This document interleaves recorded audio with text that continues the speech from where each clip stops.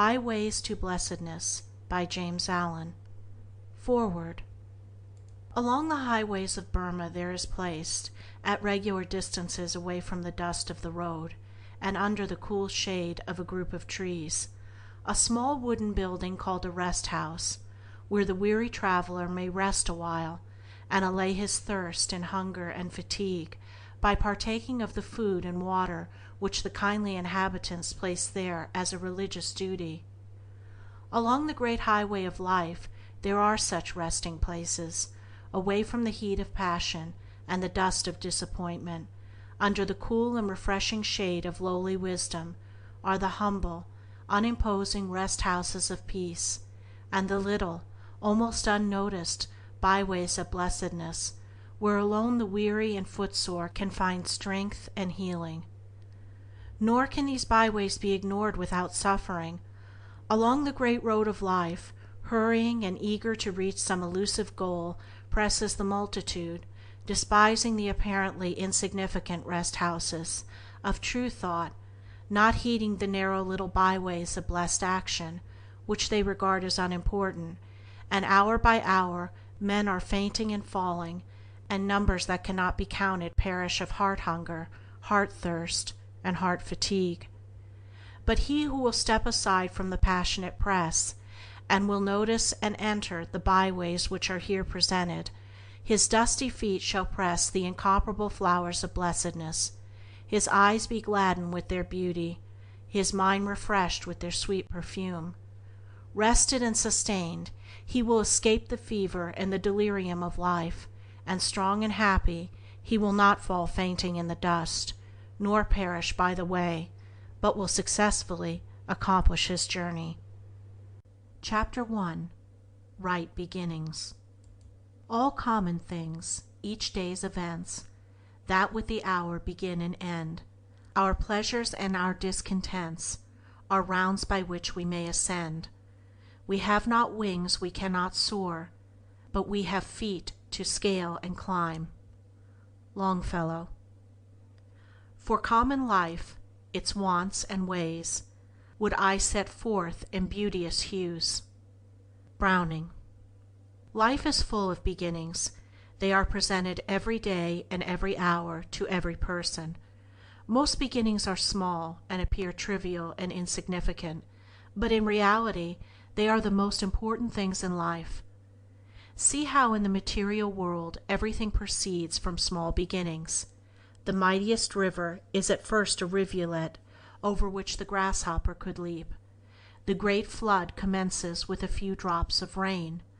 The sturdy oak, which has endured the storms of 1,000 winters, was once an acorn, and the smoldering match, carelessly dropped, may be the means of devastating a whole town by fire.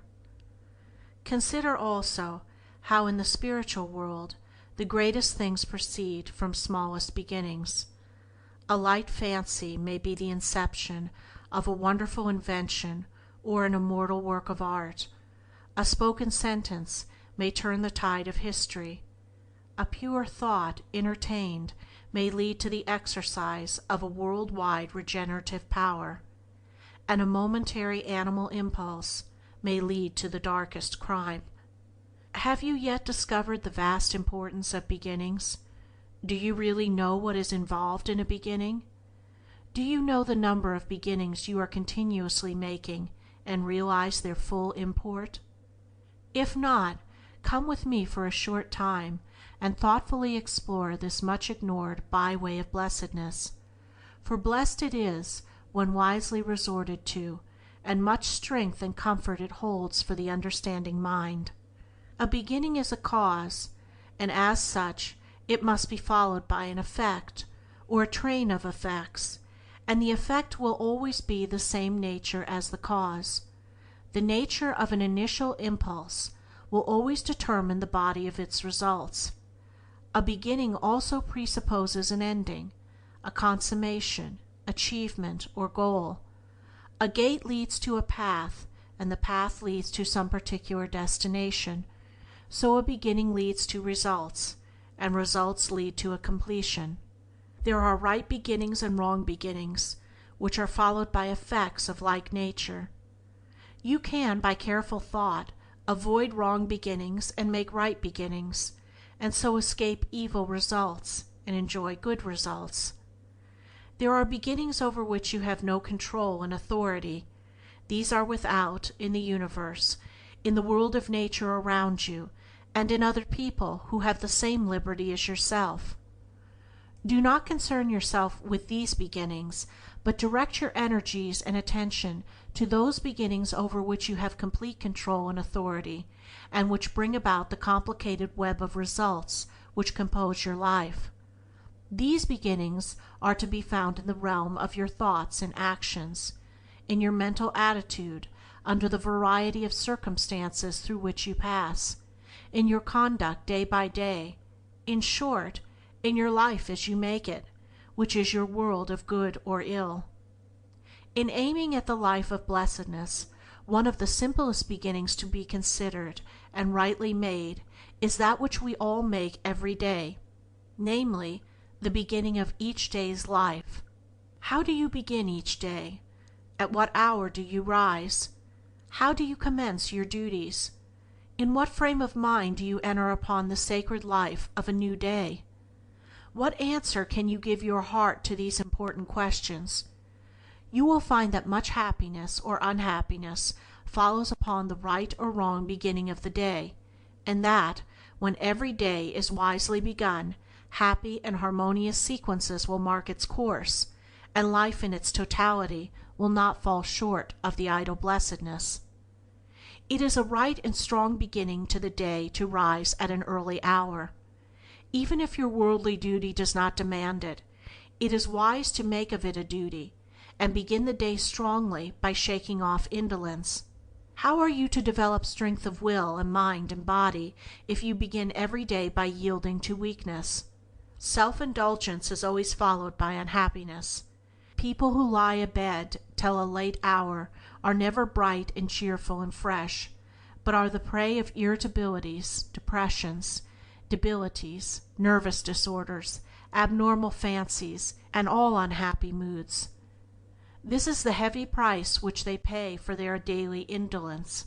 Yet, so blinding is the pandering to self that the drunkard who takes his daily dram in the belief that it is bracing up the nerves, which it is all the time shattering, so the lie abed is convinced that long hours of ease are necessary for him as a possible remedy for those very moods and weaknesses and disorders of which his indolence is the cause. Men and women are totally unaware of the great losses which they entail by this common indolence: loss of strength of both mind and body, loss of prosperity, loss of knowledge, and loss of happiness. Begin the day then by rising early. If you have no object in doing so, never mind, get up and go out for a gentle walk among the beauties of nature, and you will experience a buoyancy, a freshness, and a delight, not to say a peace of mind, which will amply reward you for your effort. One good effort is followed by another, and when a man begins the day by rising early, even though with no other purpose in view, he will find that the silent early hour is conducive to clearness of mind and calmness of thought, and that his early morning walk is enabling him to become a consecutive thinker, and so to see life and its problems, as well as himself and his affairs, in a clearer light, and so in time he will rise early with the express purpose of preparing and harmonizing his mind to meet any and every difficulty with wisdom and calm strength.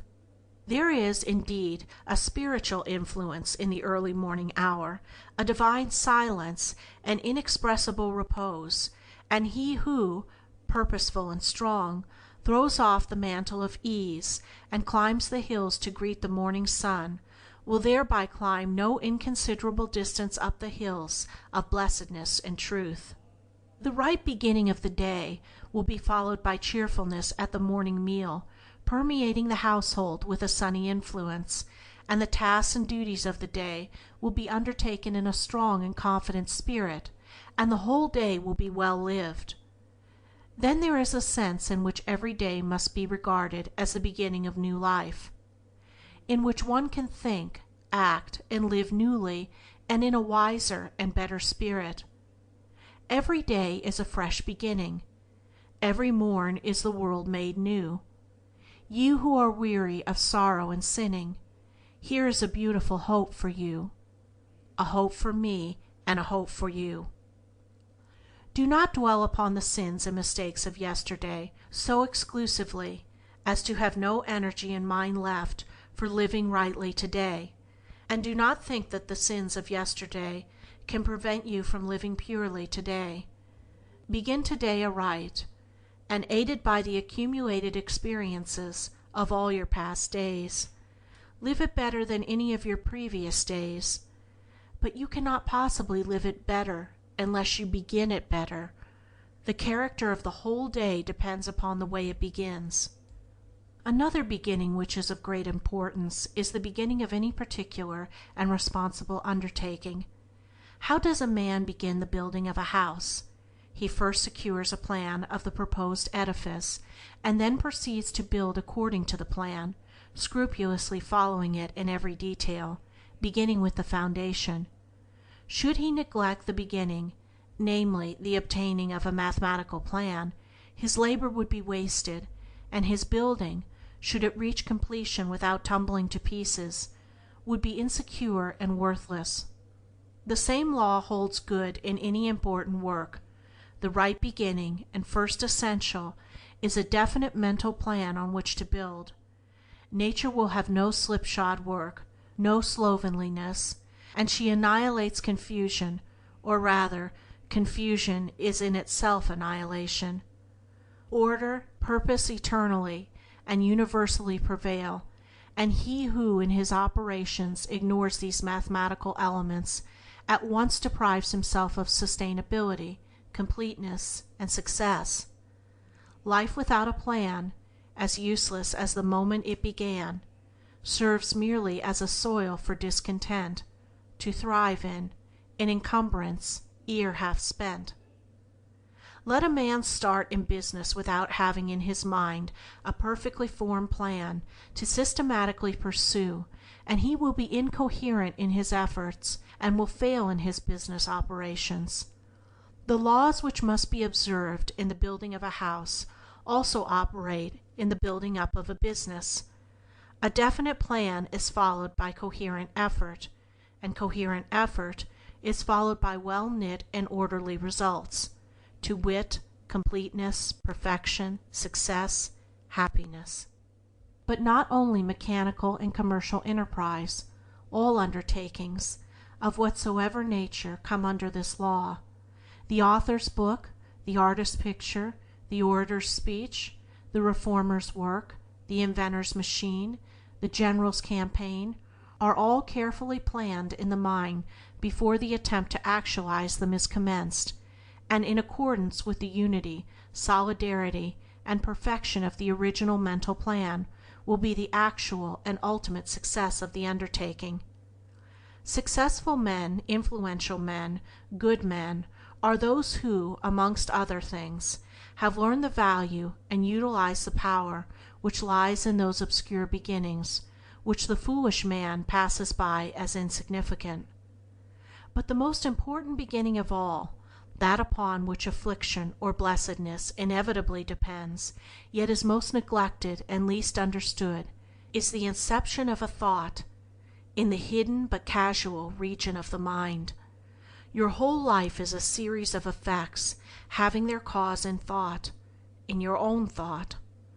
All conduct is made and melded by thought. All deeds, good or bad, are thoughts made visible. A seed put into the ground is the beginning of a plant or tree. The seed germinates. The plant or tree comes forth into the light and evolves. A thought put into the mind is the beginning of a line of conduct. The thought first sends down its roots into the mind, and then pushes forth into the light in the forms of action or conduct, which evolve into character and destiny. Hateful, angry, envious, and impure thoughts are wrong beginnings, which lead to painful results. Loving, gentle, kind, unselfish, and pure thoughts are right beginnings which lead to blissful results. This is so simple, so plain, so absolutely true, and yet how neglected, how evaded, and how little understood.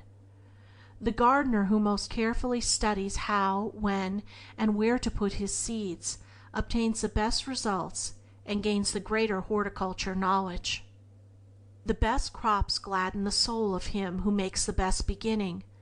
The man who patiently studies how to put into his mind the seeds of strong, wholesome, and charitable thoughts will obtain the best results in life and will gain greater knowledge of truth. The greatest blessedness comes to him who infuses into his mind the purest and noblest thoughts. None but right acts can follow right thoughts. None but a right life can follow right acts, and by living a right life all blessedness is achieved. He who considers the nature and import of his thoughts, who strives daily to eliminate bad thoughts and supplant them with good, comes at last to see that thoughts are the beginnings of results which affect every fiber of his being, which potently influence every event and circumstance of his life. And when he thus sees, he thinks only right thoughts, chooses to make only those mental beginnings which lead to peace and blessedness. Wrong thoughts are painful in their inception, painful in their growth, and painful in their fruitage. Right thoughts are blissful in their inception, blissful in their growth, and blissful in their fruitage. Many are the right beginnings which a man must discover and adopt on his way to wisdom. But that which is first and last, most important and all-embracing, which is the source and fountain of all abiding happiness, is the right beginning of the mental operations. This implies the steady development of self-control, will-power, steadfastness, strength, purity, gentleness, insight, and comprehension. It leads to the perfecting of life, for he who thinks perfectly has abolished all unhappiness. Every moment of his life is peaceful. His years are rounded with bliss. He has attained to the complete and perfect blessedness. Chapter 2. Small Tasks and Duties. Wrapped in our nearest duty is the key, which shall unlock for us the heavenly gate. Unveiled, the heavenly vision he shall see, as pain and bliss, who cometh not too early or too late. Like the star that shines afar, without haste and without rest, let each man wheel with steady sway round the task that rules the day, and do his best. Goethe. As pain and bliss inevitably follow on wrong and right beginnings, so unhappiness and blessedness are inseparably bound up with small tasks and duties. Not that a duty has any power of itself to bestow happiness or the reverse. This is contained in the attitude of the mind which is assumed towards the duty, and everything depends upon the way in which it is approached and done. Not only great happiness, but great power arises from doing little things unselfishly, wisely, and perfectly, for life in its totality is made up of little things. Wisdom inheres in the common details of everyday existence, and when the parts are made perfect, the whole will be without blemish. Everything in the universe is made up of little things, and the perfection of the great is based upon the perfection of the small. If any detail of the universe were imperfect, the whole would be imperfect. If any particle were omitted, the aggregate would cease to be. Without a grain of dust, there could be no world, and the world is perfect because the grain of dust is perfect. Neglect of the small is confusion of the great. The snowflake is as perfect as the star. The dewdrop is as symmetrical as the planet. The microbe is not less mathematically proportioned than the man. By laying stone upon stone, plumbing and fitting each with perfect adjustment, the temple at last stands forth in all its architectural beauty. The small precedes the great.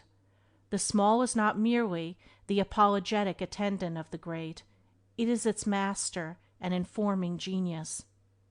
Vain men are ambitious to be great, and look about to do some great thing, ignoring and despising the little tasks which call for immediate attention, and in which there is no vain glory, regarding such trivialities as beneath the notice of great men. The fool lacks knowledge because he lacks humility, and inflated with the thought of self-importance, he aims at impossible things. The great man has become such by the scrupulous and unselfish attention which he has given to small duties. He has become wise and powerful by sacrificing ambition and pride in the doing of those necessary things which evoke no applause and promise no reward. He never sought greatness. He sought faithfulness, unselfishness, integrity, truth, and in finding these in the common round of small tasks and duties, he unconsciously ascended to the level of greatness. The great man knows the vast value that inheres in moments, words, greetings, meals, apparel, correspondence, rest, work, detached efforts, fleeting obligations, in the 1,001 little things which press upon him for attention, briefly, in the common details of life. He sees everything as divinely apportioned, needing only the application of dispassionate thought and action on his part to render life blessed and perfect. He neglects nothing, does not hurry, seeks to escape nothing but error and folly, attends to every duty as it is presented to him, and does not postpone in regret. By giving himself unreservedly to his nearest duty, forgetting alike pleasure and pain, he attains to that combined childlike simplicity and unconscious power which is greatness.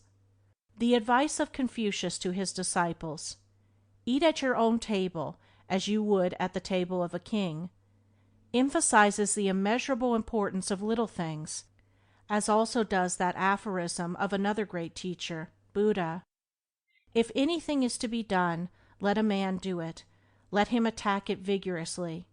To neglect small tasks, or to execute them in a perfunctory or slovenly manner, is a mark of weakness and folly."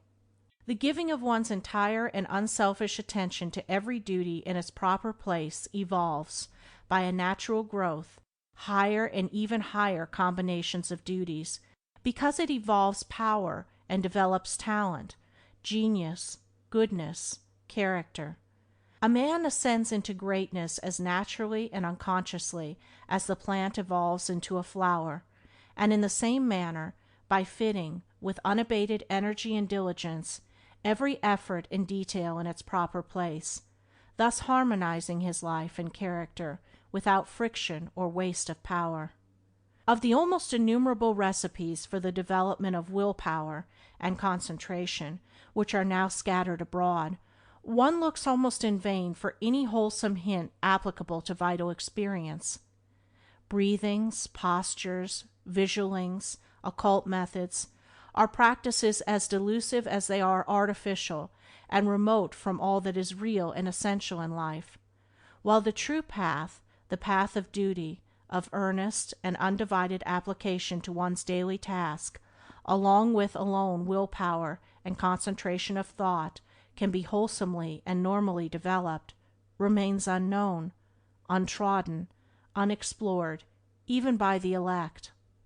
All unnatural forcing and straining in order to gain power should be abandoned. There is no way from childhood to manhood but by growth, nor is there any other way from folly to wisdom, from ignorance to knowledge, from weakness to strength. A man must learn how to grow little by little, and day after day, by adding thought to thought, effort to effort, deed to deed. It is true the fakir gains some sort of power by his long persistence in postures and mortifications, but it is a power which is bought at a heavy price, and that price is an equal loss of strength in another direction. He is never a strong, useful character, but a mere fantastic specialist in some psychological trick. He is not a developed man, he is a maimed man. True will power consists in overcoming the irritabilities, follies, rash impulses, and moral lapses which accompany the daily life of the individual, and which are apt to manifest themselves on every slight provocation, and in developing calmness, self-possession, and dispassionate action in the press and heat of worldly duties, and in the midst of the passionate and unbalanced throng. Anything short of this is not true power, and this can only be developed along the normal pathway of steady growth, in executing ever more and more masterfully, unselfishly, and perfectly the daily round of legitimate tasks and pressing obligations.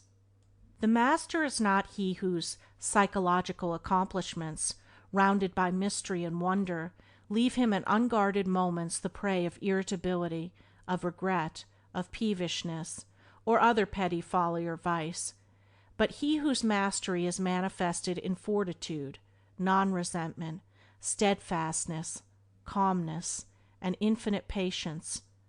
The true master is master of himself. Anything other than this is not mastery, but delusion. The man who sets his whole mind on the doing of each task as it is presented, who puts into it energy and intelligence, shutting all else out from his mind, and striving to do that one thing, no matter how small, completely and perfectly, detaching himself from all reward in his task, that man will every day be acquiring greater command over his mind, and will, by ever ascending degrees, become at last a man of power, a master.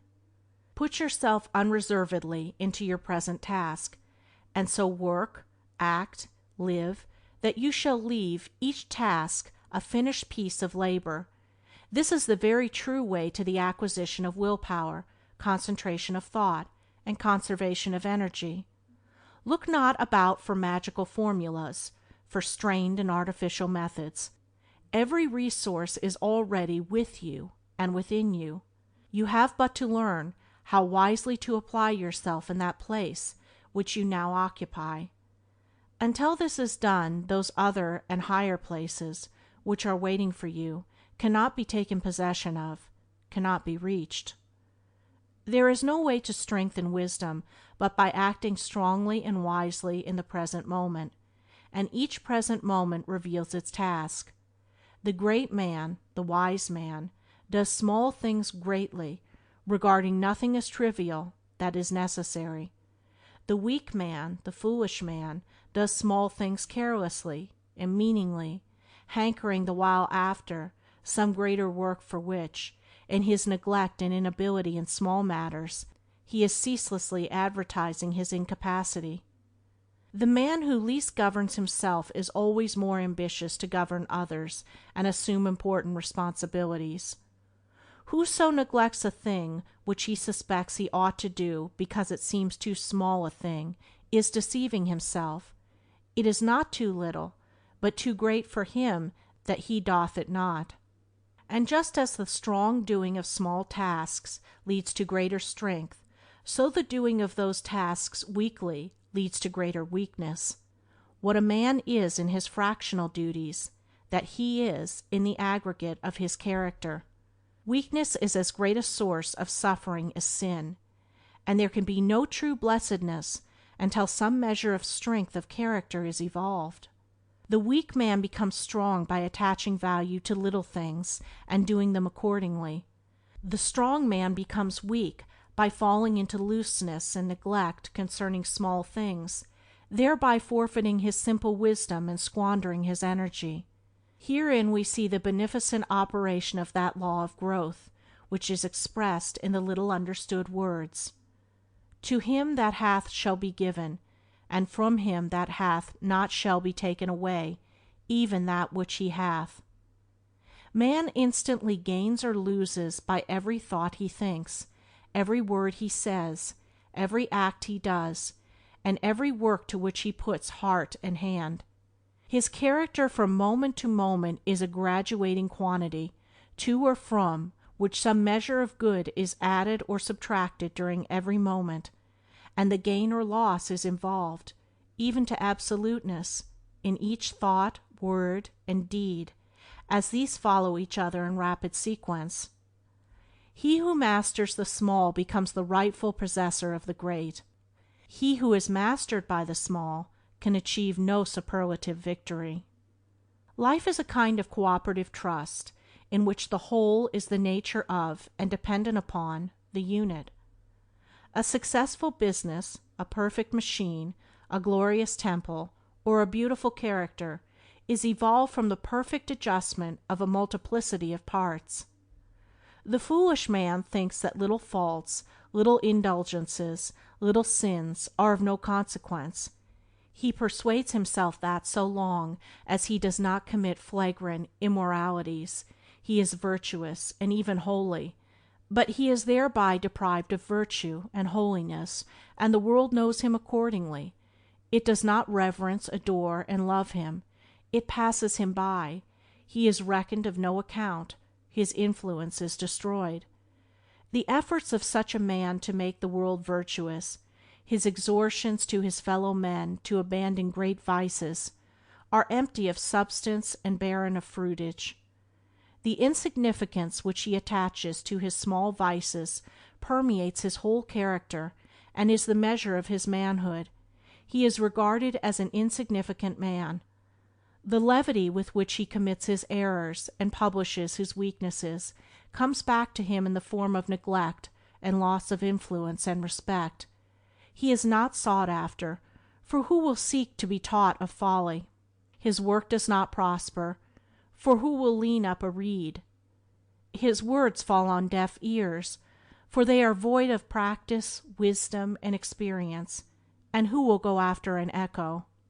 The wise man, or he who is becoming wise, sees the danger which lurks in those common personal faults which men mostly commit thoughtlessly and with impunity.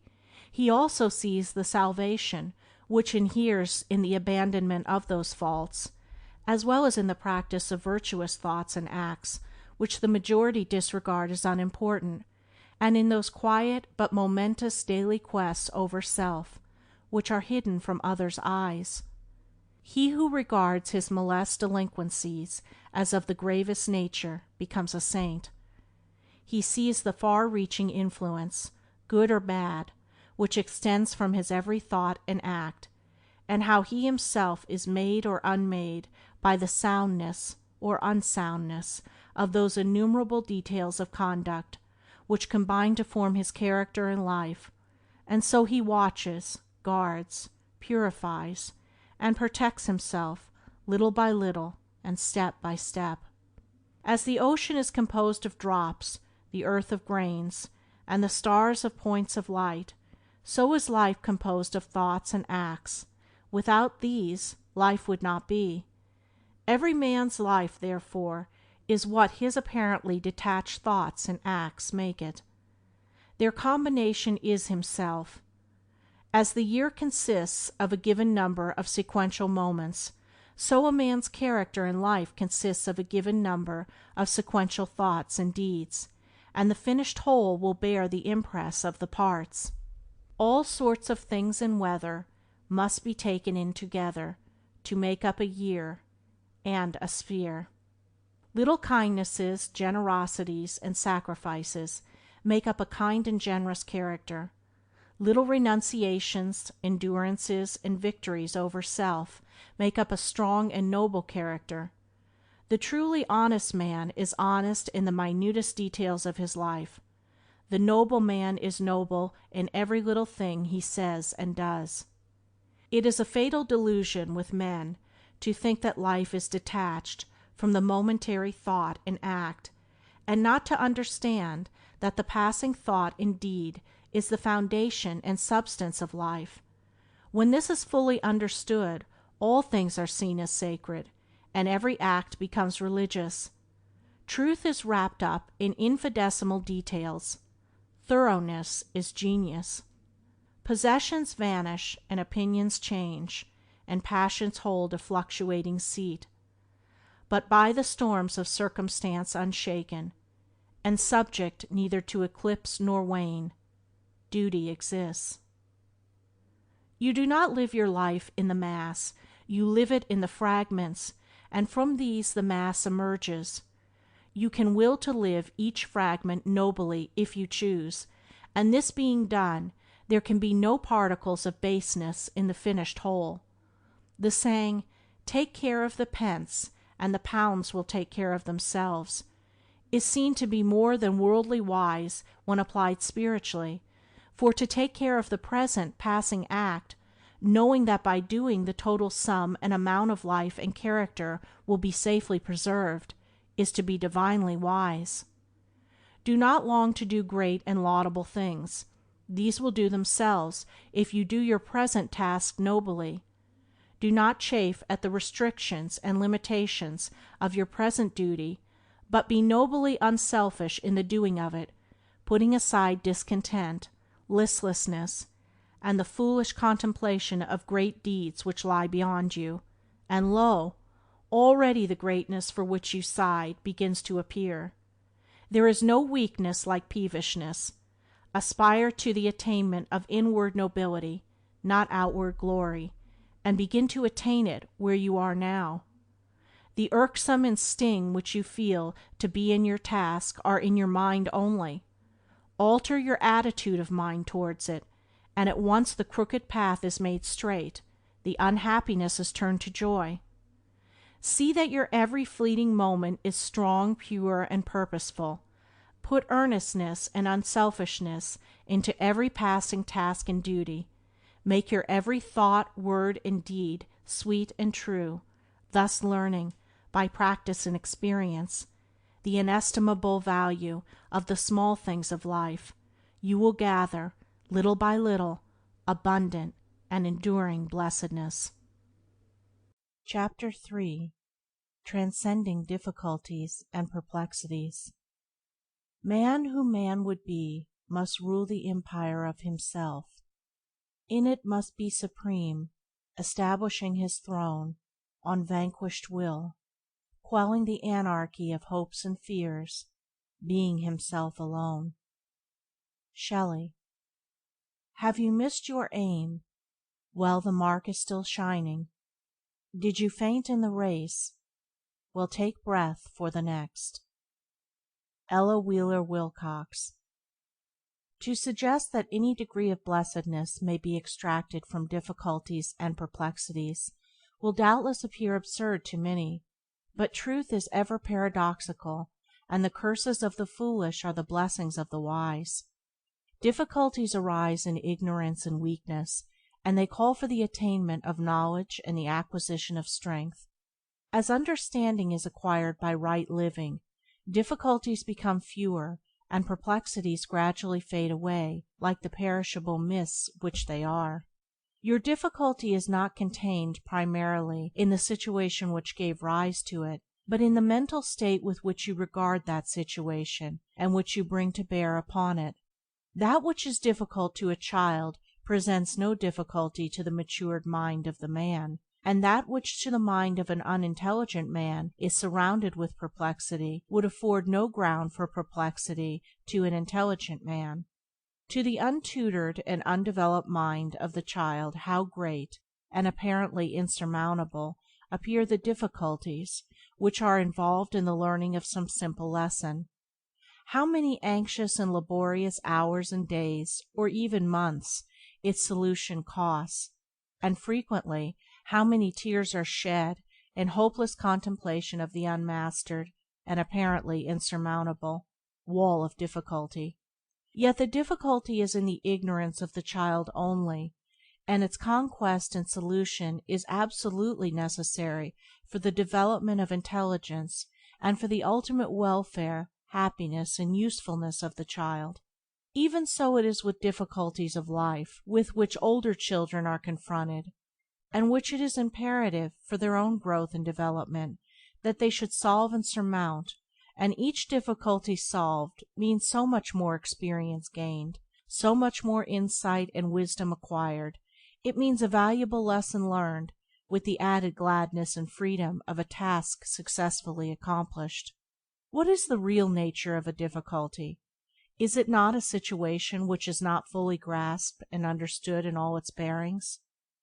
As such, it calls for the development and exercise of a deeper insight and broader intelligence than has hitherto been exercised.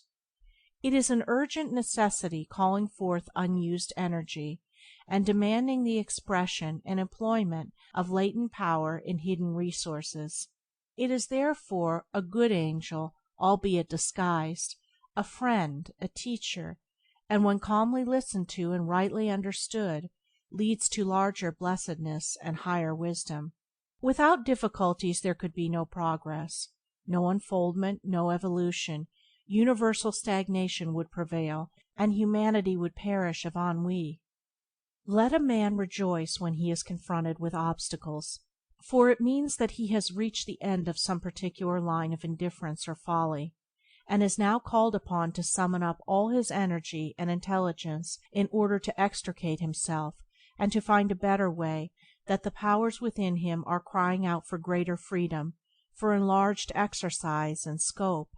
No situation can be difficult of itself. It is the lack of insight into its intricacies, and the want of wisdom in dealing with it, which give rise to the difficulty. Immeasurable, therefore, is the gain of a difficulty transcended. Difficulties do not spring into existence arbitrarily and accidentally. They have their causes, and they are called forth by the law of evolution itself, by the growing necessities of the man's being. Herein resides their blessedness. There are ways of conduct which end inevitably in complications and perplexities, and there are ways of conduct which lead, just as inevitably, out of troublesome complexities. Howsoever tightly a man may have bound himself round, he can always unbind himself. Into whatsoever morasses of trouble and trackless wastes of perplexity he may have ignorantly wandered, he can always find his way out again. He can always recover the lost highway of uninvolved simplicity, which leads, straight and clear, to the sunny city of wise and blessed action. But he will never do this by sitting down and weeping in despair, nor by complaining and worrying and aimlessly wishing he were differently situated. His dilemma calls for alertness, logical thought, and calm calculation. His position requires that he shall strongly command himself, that he shall think and search, and rouse himself to strenuous and unremitting exertion in order to regain himself. Worry and anxiety only serve to heighten the gloom and exaggerate the magnitude of the difficulty.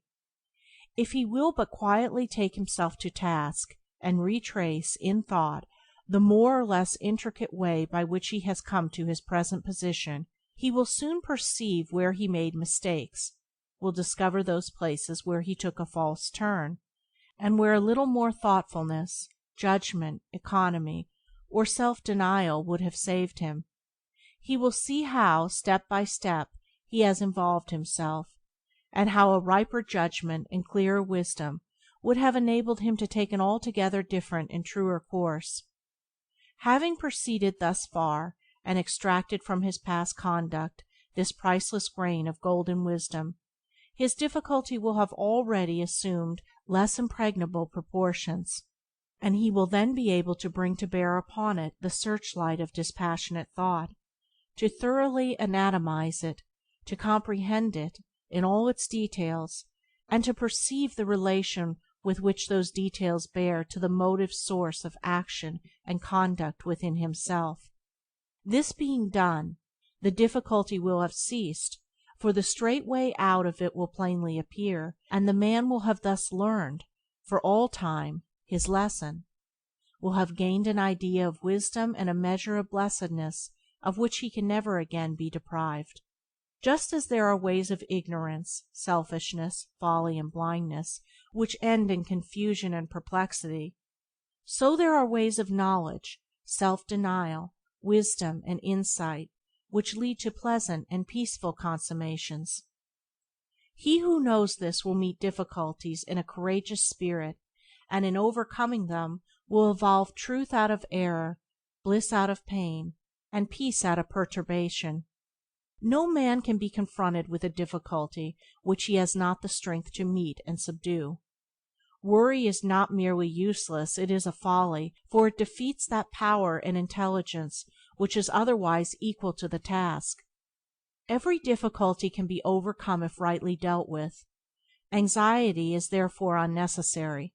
The task which cannot be overcome ceases to be a difficulty and become an impossibility, and anxiety is still unnecessary, for there is only one way of dealing with an impossibility, namely to submit to it. The inevitable is the best. Heartily know where half gods go, the gods arrive.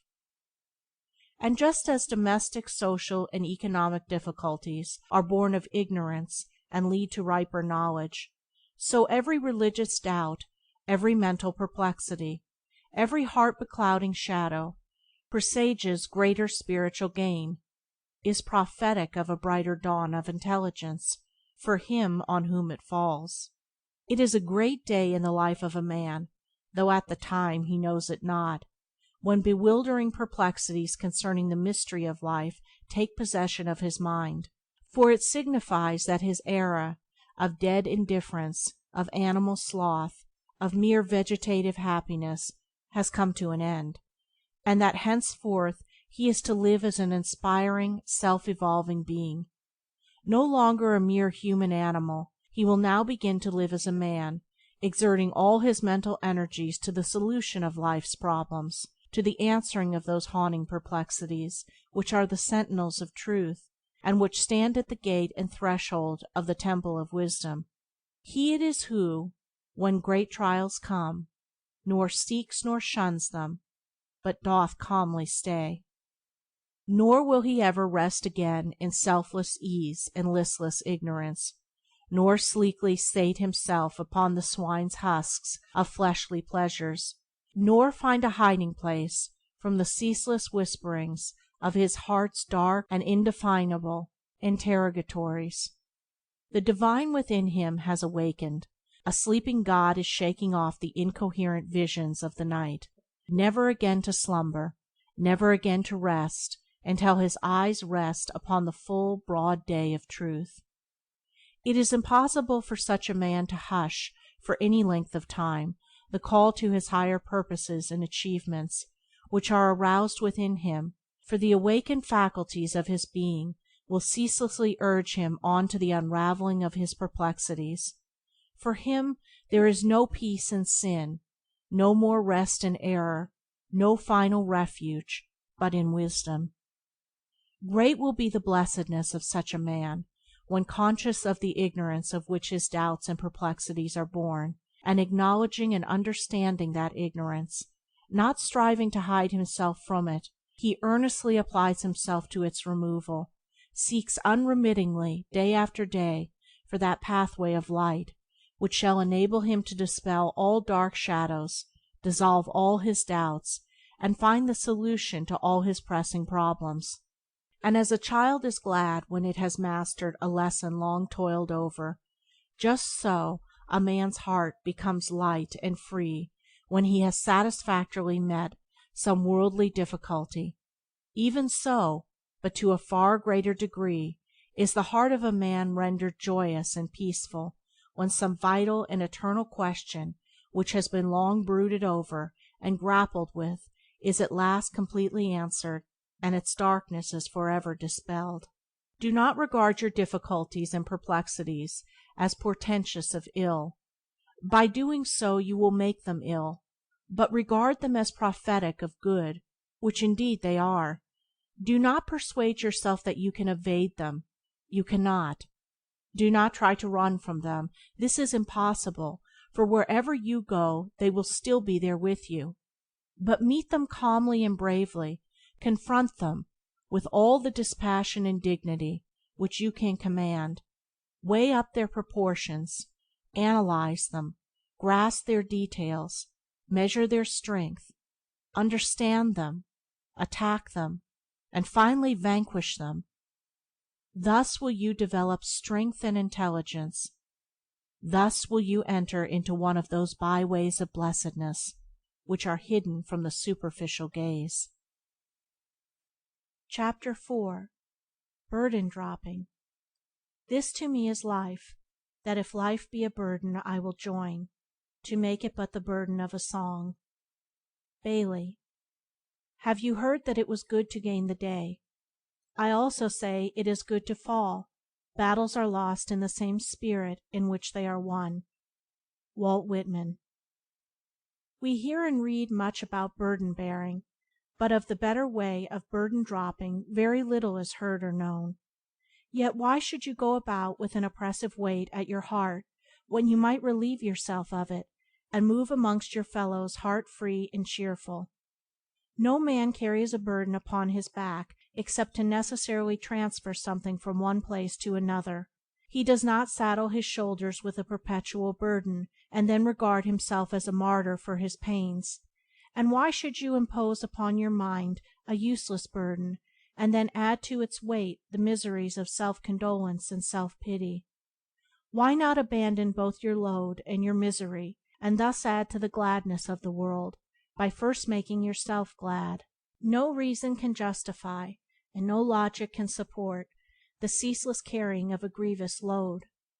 As in things material, a load is only undertaken as a necessary means of transference, and is never a source of sorrow, so in things spiritual, a burden should only be taken up as a means towards some good and necessary end, which, when attained, the burden is put aside, and the carrying of such a burden, far from being a source of grief, would be a cause for rejoicing.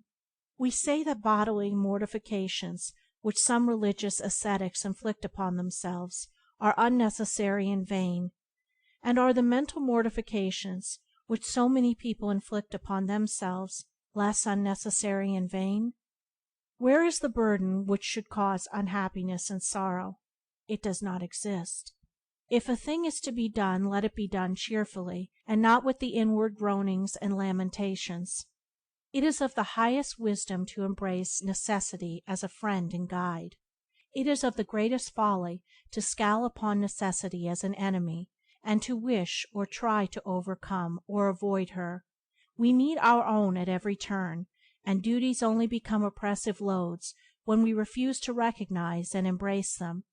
He who does any necessary thing in a niggardly and complaining spirit, hunting the while after unnecessary pleasures, lashes himself with the scorpions of misery and disappointment, and imposes upon himself a doubly weighted burden of weariness and unrest, under which he incessantly groans.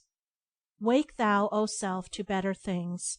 To yonder heights uplift thy wings. Take up the psalm of life anew. Sing the good, sing of the true. Sing of full victory over wrong. Make thou a richer, sweeter song. Out of thy doubting, care, and pain, weave thou a joyous, glad refrain.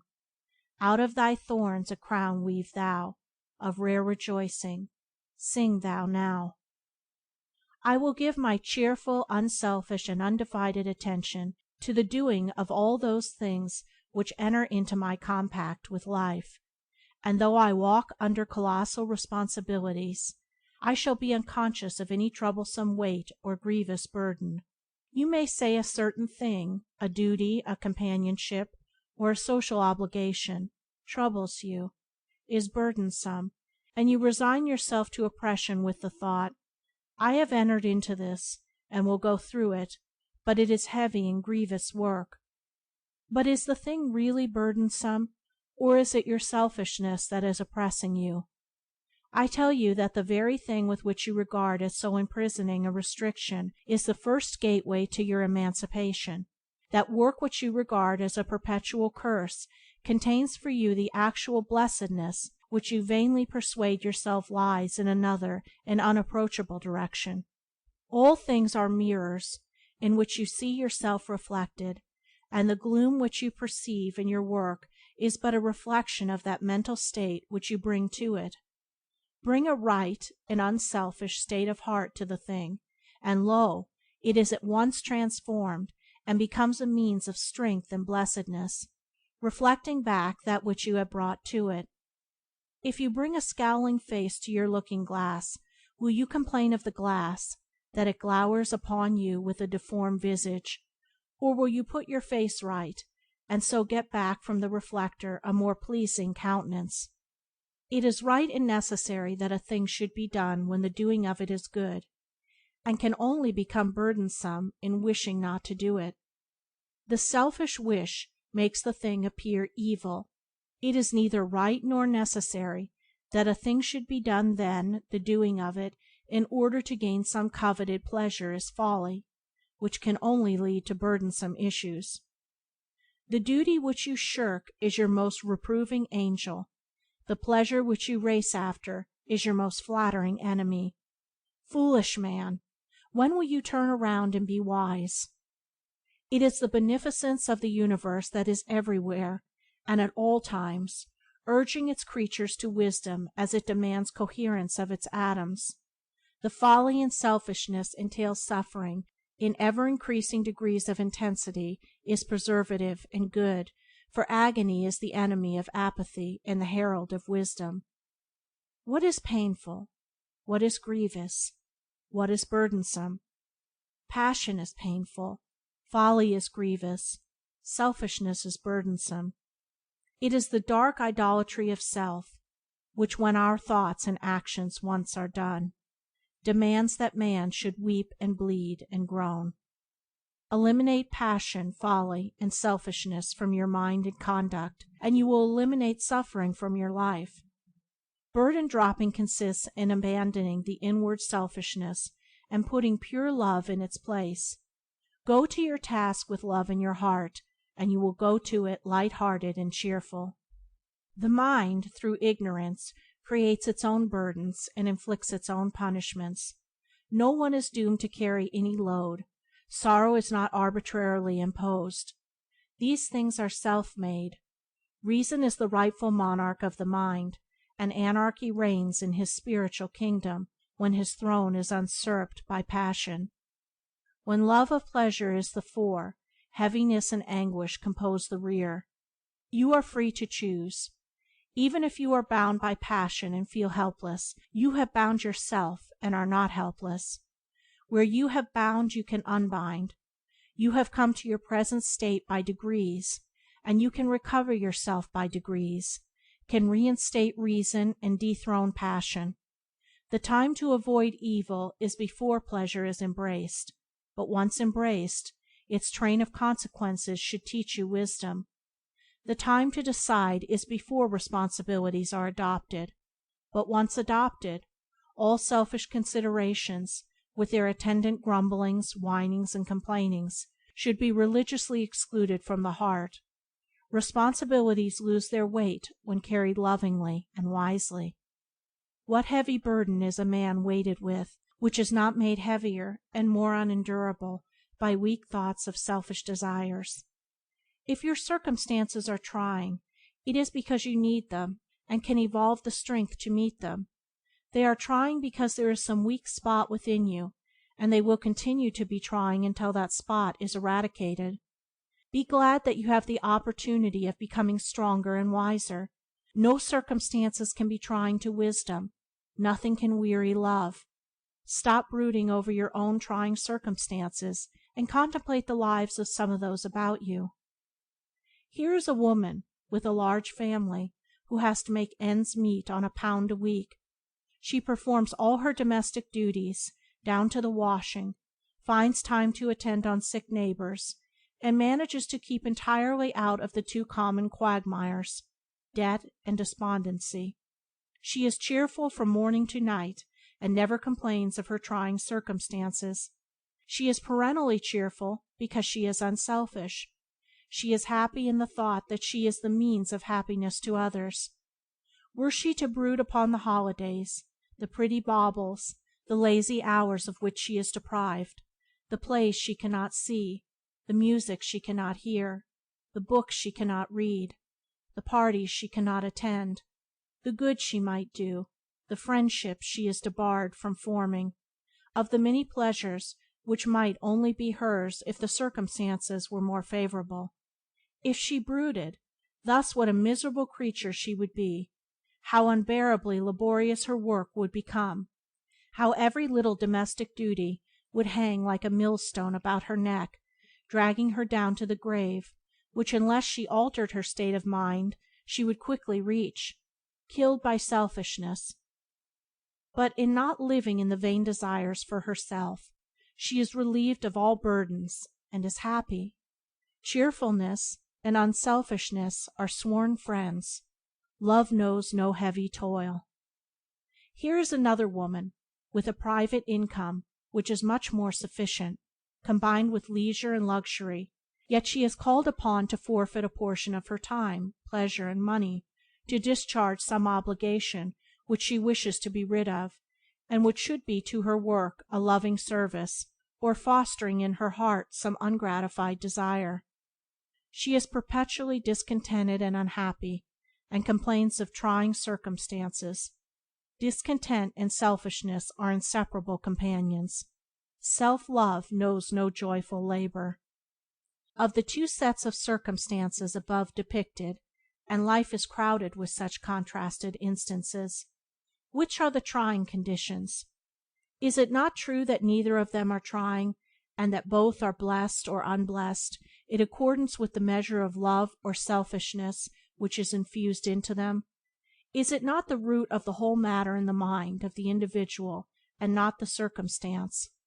When a man who has recently taken up the study of some branch of theology, religion, or occultism says, "If I had not burdened myself with a wife and family, I could have done a great work, and had I known years ago what I know now, I never would have married," I know that that man has not yet found the commonest and broadest way of wisdom, for there is no greater folly than regret, and he is incapable of the great work which he is so ambitious to perform.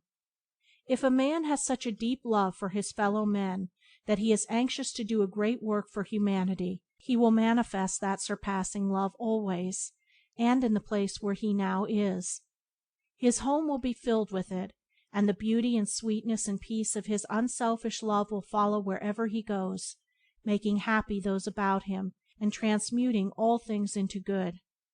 The love that goes abroad to air itself, and is undiscoverable at home, is not love, it is vanity. Have I not seen, O pitiful sight, the cheerless home and neglected children of the misguided missioner and religionist? It is on such self-delusion as this that self-pity and self-martyrdom ever wait, and its self-inflicted misery is regarded by the deluded one as holy and religious burden which he or she is called upon to bear. Only a great man can do great work, and he will be great wherever he is, and will do his noble work under whatsoever circumstances he may find himself, when he has unfolded and revealed that work. Thou who art so anxious to work for humanity, to help thy fellow men, begin that work at home. Help thyself, thy neighbor, thy wife, thy child. Do not be deluded until thou doest, with utmost faithfulness. The nearer and the lesser thou canst not do, the farther and greater.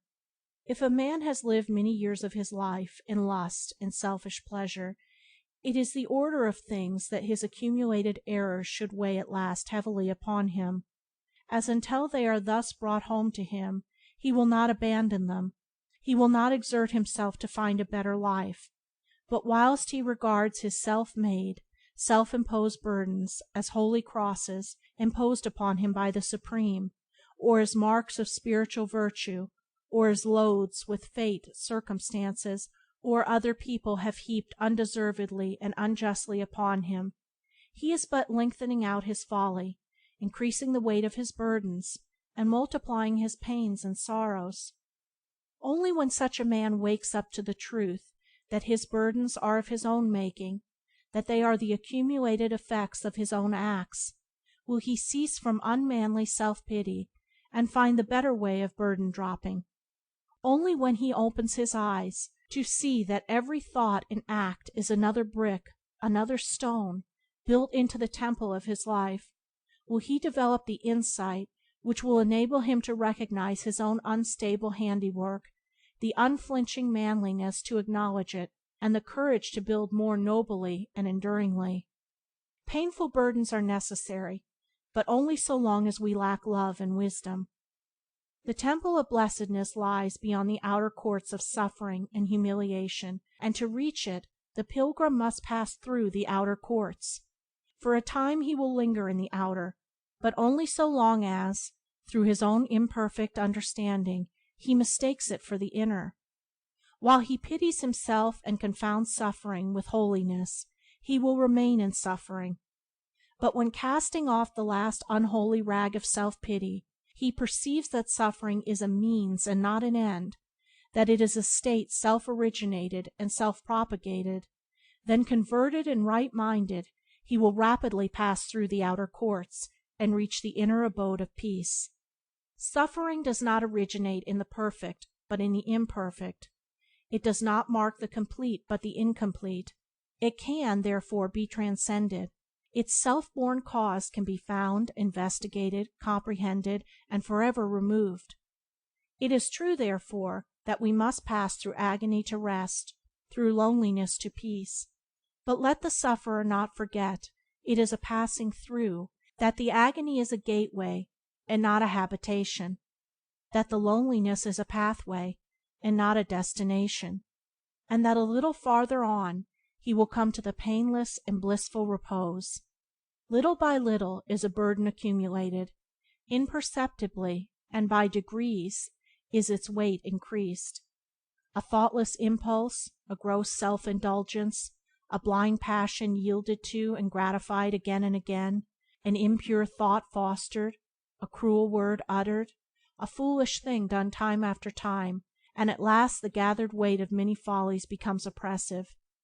At first and for a time the weight is not felt, but it is being added to day after day, and the time comes when the accumulated burden is felt in all its galling weight, when the bitter fruits of selfishness are gathered, and the heart is troubled with the weariness of life. When this period arrives, let the sufferer look to himself. Let him search for the blessed way of burden dropping, finding which he will find wisdom to live better, purity to live sweeter, love to live nobler, will find, in the reversal of that conduct by which his burdens were accumulated, light-hearted nights and days, cheerful action, and unclouded joy.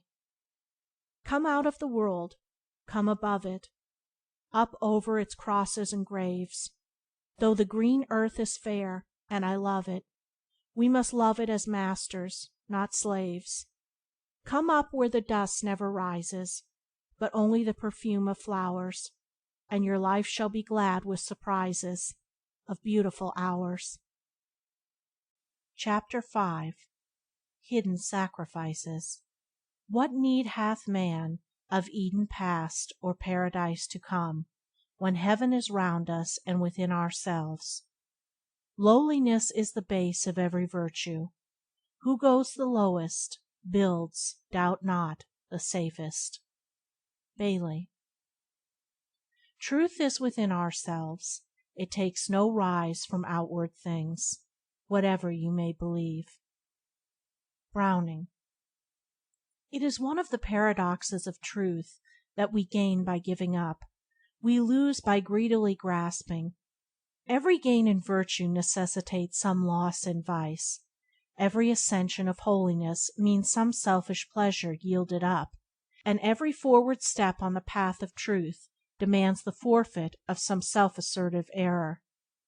He who would be clothed in new garments must first cast away the old, and he who would find the true must sacrifice the false. The gardener digs in the woods in order that they may feed, with their decay, the plants which are good for food, and the tree of wisdom can only flourish on the compost of uprooted follies. Growth, gain, necessitate sacrifice, loss. The true life, the blessed life, the life that is not tormented with passions and pains, is reached only through sacrifice, not necessarily the sacrifice of outward things, but the sacrifice of the inward errors and defilements, for it is these, and these only, which bring misery into life. It is not the good and true that needs to be sacrificed, but the evil and false. Therefore, all sacrifice is ultimately gain, and there is no essential loss. Yet at first the loss seems great, and the sacrifice is painful, but this is because of the self-delusion and spiritual blindness which always accompanies selfishness, and pain must always accompany the cutting away of some selfish portion of one's nature. When the drunkard resolves to sacrifice his lust for strong drink, he passes through a period of great suffering, and he feels that he is forfeiting a great pleasure.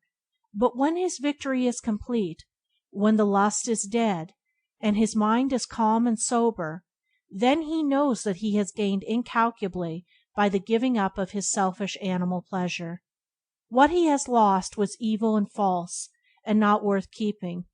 Nay, its keeping entailed continual misery. But what he has gained in character, in self-control, in soberness, had greater peace of mind, is good and true, and it was necessary that he should acquire it. So it is with all true sacrifice. It is at first, and it is until completed, painful, and this is why men shrink from it. They cannot see any purpose in abstaining from and overcoming selfish gratification. It seems to them like losing so much that is sweet, seems to them like courting misery and giving up all happiness and pleasure.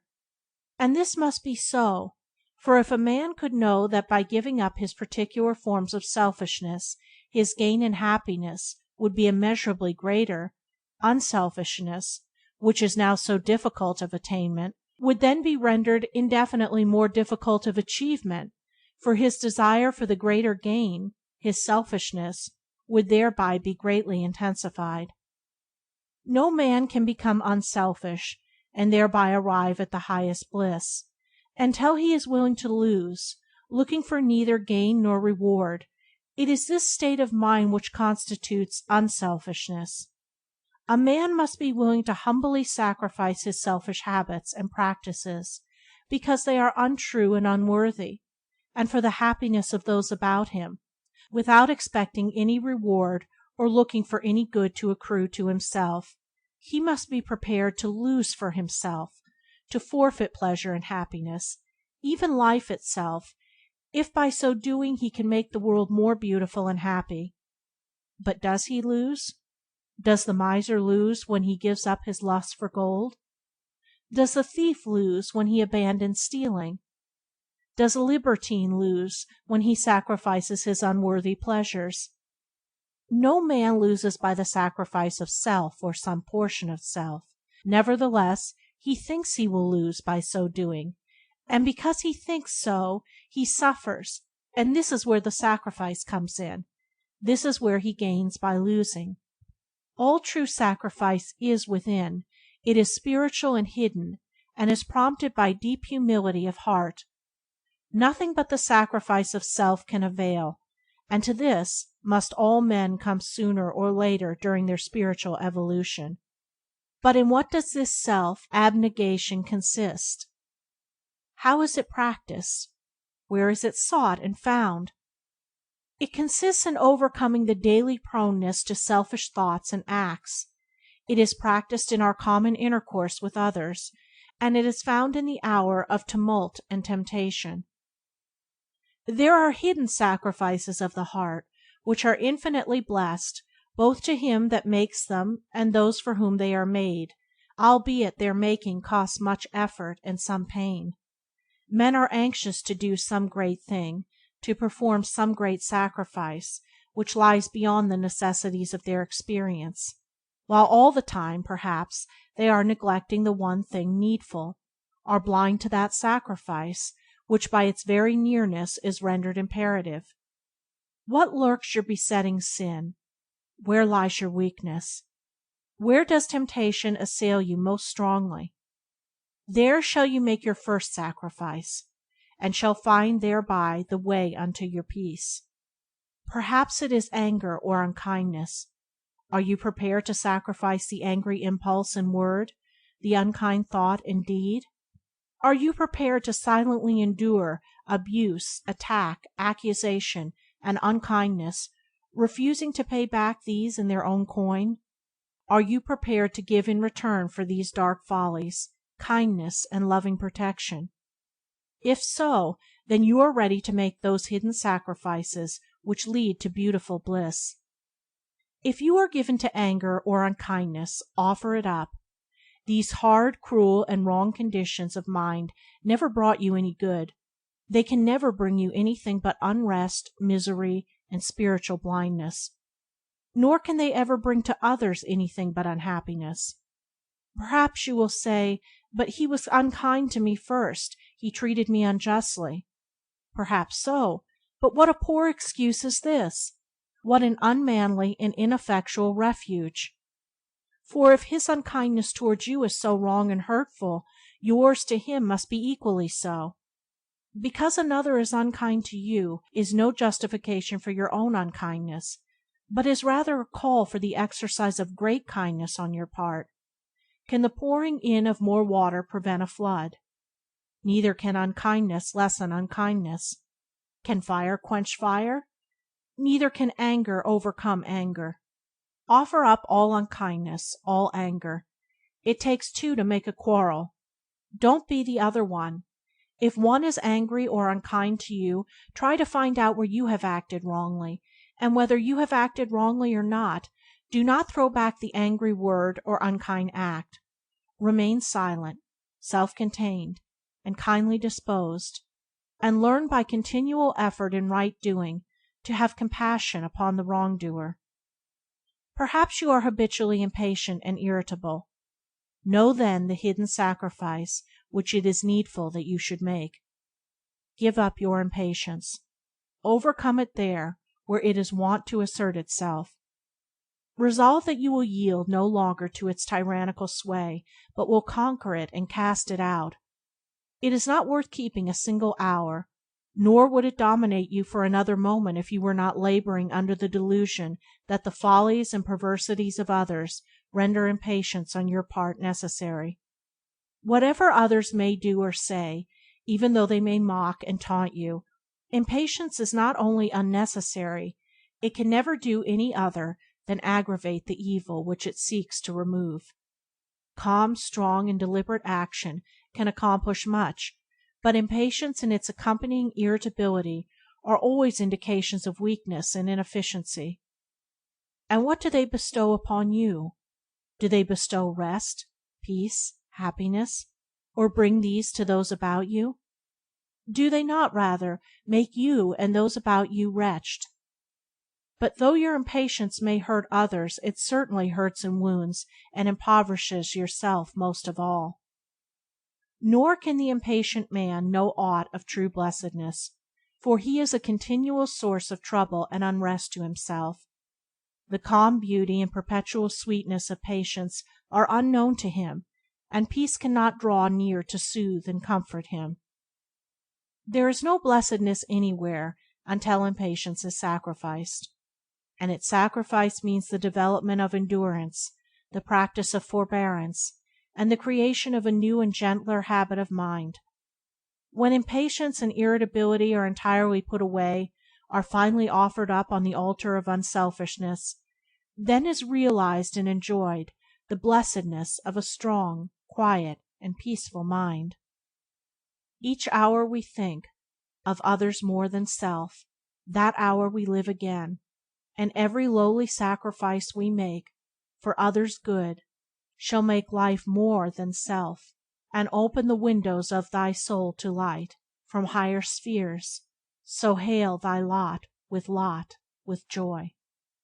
Then there are little selfish indulgences, some of which appear harmless and are commonly fostered, but no selfish indulgence can be harmless, and men and women do not know what they lose by repeatedly and habitually succumbing to effeminate and selfish gratifications.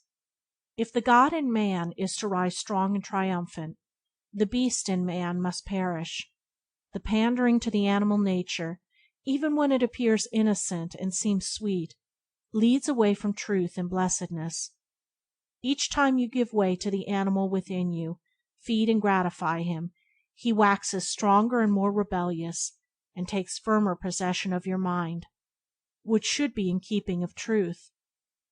Not until a man has sacrificed some apparently trivial indulgence does he discover what strength, what joy, what poise of character and holy influence he has all along been losing by that gratification. Not until a man sacrifices his hankering for pleasure does he enter into the fullness of abiding joy. By his personal indulgences a man demeans himself, forfeits self-respect to the extent and frequency of his indulgence, and deprives himself of the exemplary influence and the power to accomplish lasting good in his work in the world. He also, by allowing himself to be led by blind desire, increases his mental blindness, and fails of the ultimate clearness of vision, that clarified percipience which pierces to the heart of things and comprehends the real and the true. Animal indulgence is alien to the perception of truth. By the sacrifice of his indulgences man rises above confusion and doubt, and arrives at the possession of insight and surety. Sacrifice your cherished and coveted indulgence. Fix your mind on something higher, nobler, and more enduring than ephemeral pleasure. Live superior to the craving for sense excitement, and you will live neither vainly nor uncertainly. Very far-reaching in its effect upon others, the rich with the revelations of truth for him who makes it, is the sacrifice of self-assertion, the giving up of all interference with the lives, views, or religions of other people, substituting for it an understanding love and sympathy. Self-assertion, or opinionativeness, is a form of egotism or selfishness most generally found in connection with intellectualism and dialectical skill. It is blindly presumptive and uncharitable, and more often than not is regarded as a virtue. But once the mind has opened to perceive the way of gentleness and self-sacrificing love, then the ignorance, deformity, and painful nature of self-assertion become apparent.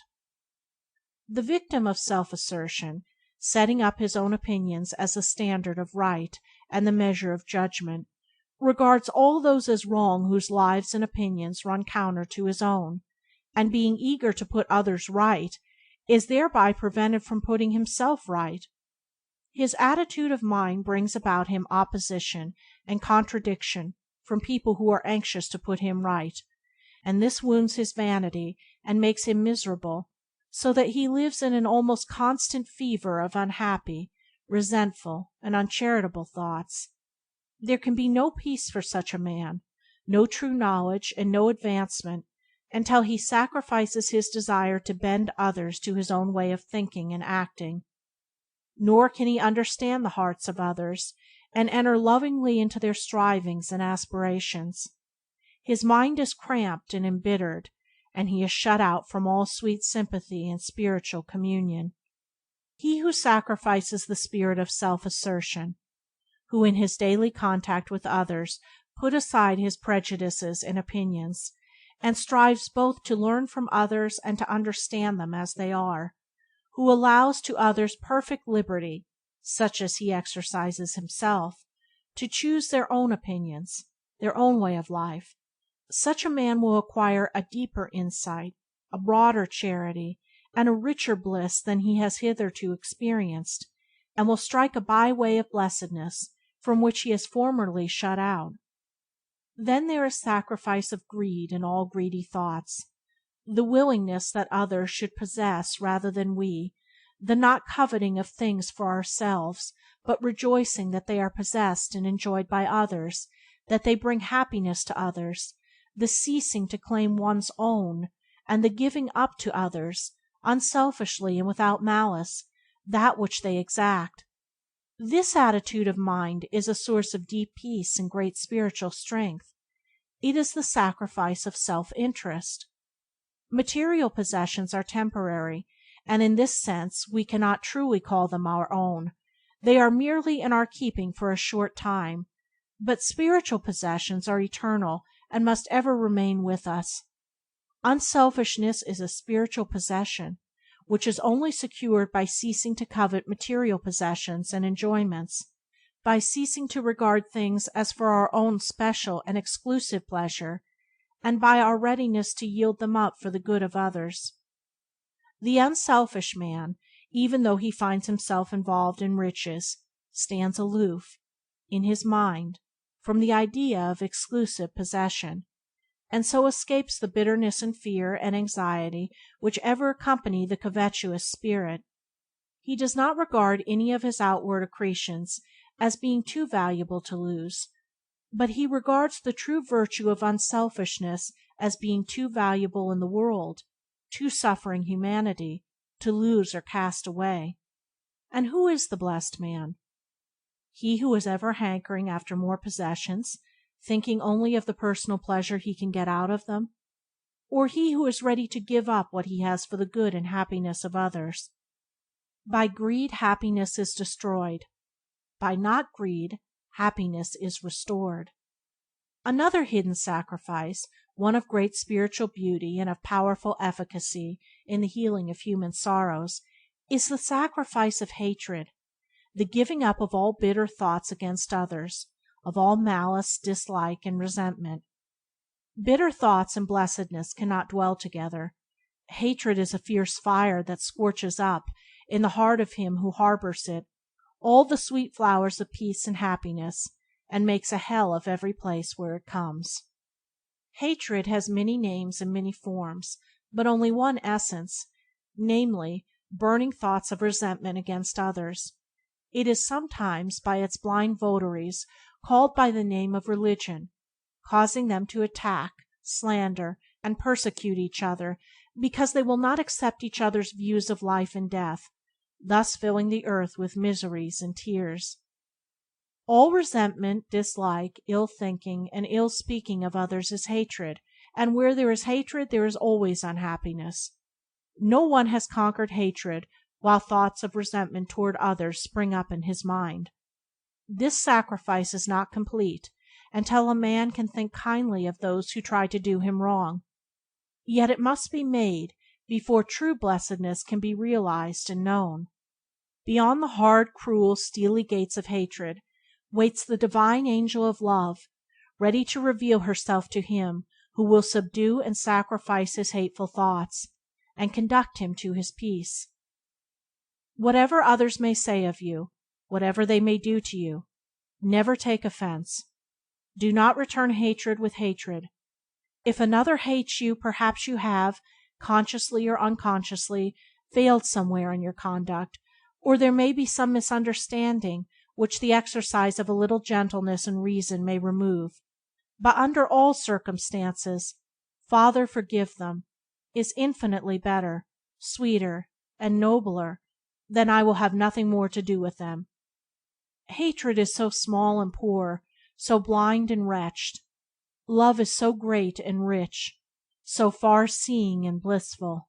The highest culture is to speak no ill.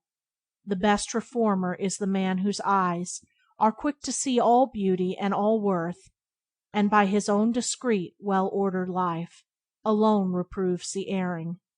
Sacrifice all hatred. Slay it upon the holy altar of devotion to others. Think no more of injury to your own petty self, but see to it that henceforth you injure and wound no other. Open the floodgates of your heart for the inpouring of that sweet, great, beautiful love which embraces all with strong yet tender thoughts of protection and peace, leaving not one, not even he who hates or despises or slanders you, out in the cold. Then there is the hidden sacrifice of impure desires, of weak self-pity and degrading self-praise, of vanity and pride, for these are unblessed attitudes of mind, deformities of heart. He who makes them, one by one, gradually subduing and overcoming them, will, according to the measure of his success, rise above weakness and suffering and sorrow, and will comprehend and enjoy the perfect and imperishable blessedness. Now all these hidden sacrifices, which are here mentioned, are pure, humble heart offerings. They are made within, are offered up on the sacred, lowly, unseen altar of one's own heart. Not one of them can be made until the fault is first silently acknowledged and confessed. No man can sacrifice an error until he first of all confesses to himself, "I am in error." When yielding it up, he will perceive and receive the truth which his error formerly obscured. The kingdom of heaven cometh not by observation, and the silent sacrifice of self for the good of others, the daily giving up of one's egotistic tendencies, is not seen and rewarded of men, and brings no loud blazon of popularity and praise. It is hidden away from the eyes of the world, even from the gaze of those who are nearest to you, for no eyes of flesh can perceive its spiritual beauty. But think not that because it is unperceived it is therefore futile. Its blissful radiance is enjoyed by you, and its power for good over others is great and far-reaching, for though they cannot see it, nor perhaps understand it, yet they are unconsciously influenced by it. They will not know what silent battles you are fighting, what eternal victories over self you are achieving, but they will feel your altered attitude, your new mind, wrought of the fabric of love and loving thoughts, and will share somewhat in its happiness and bliss.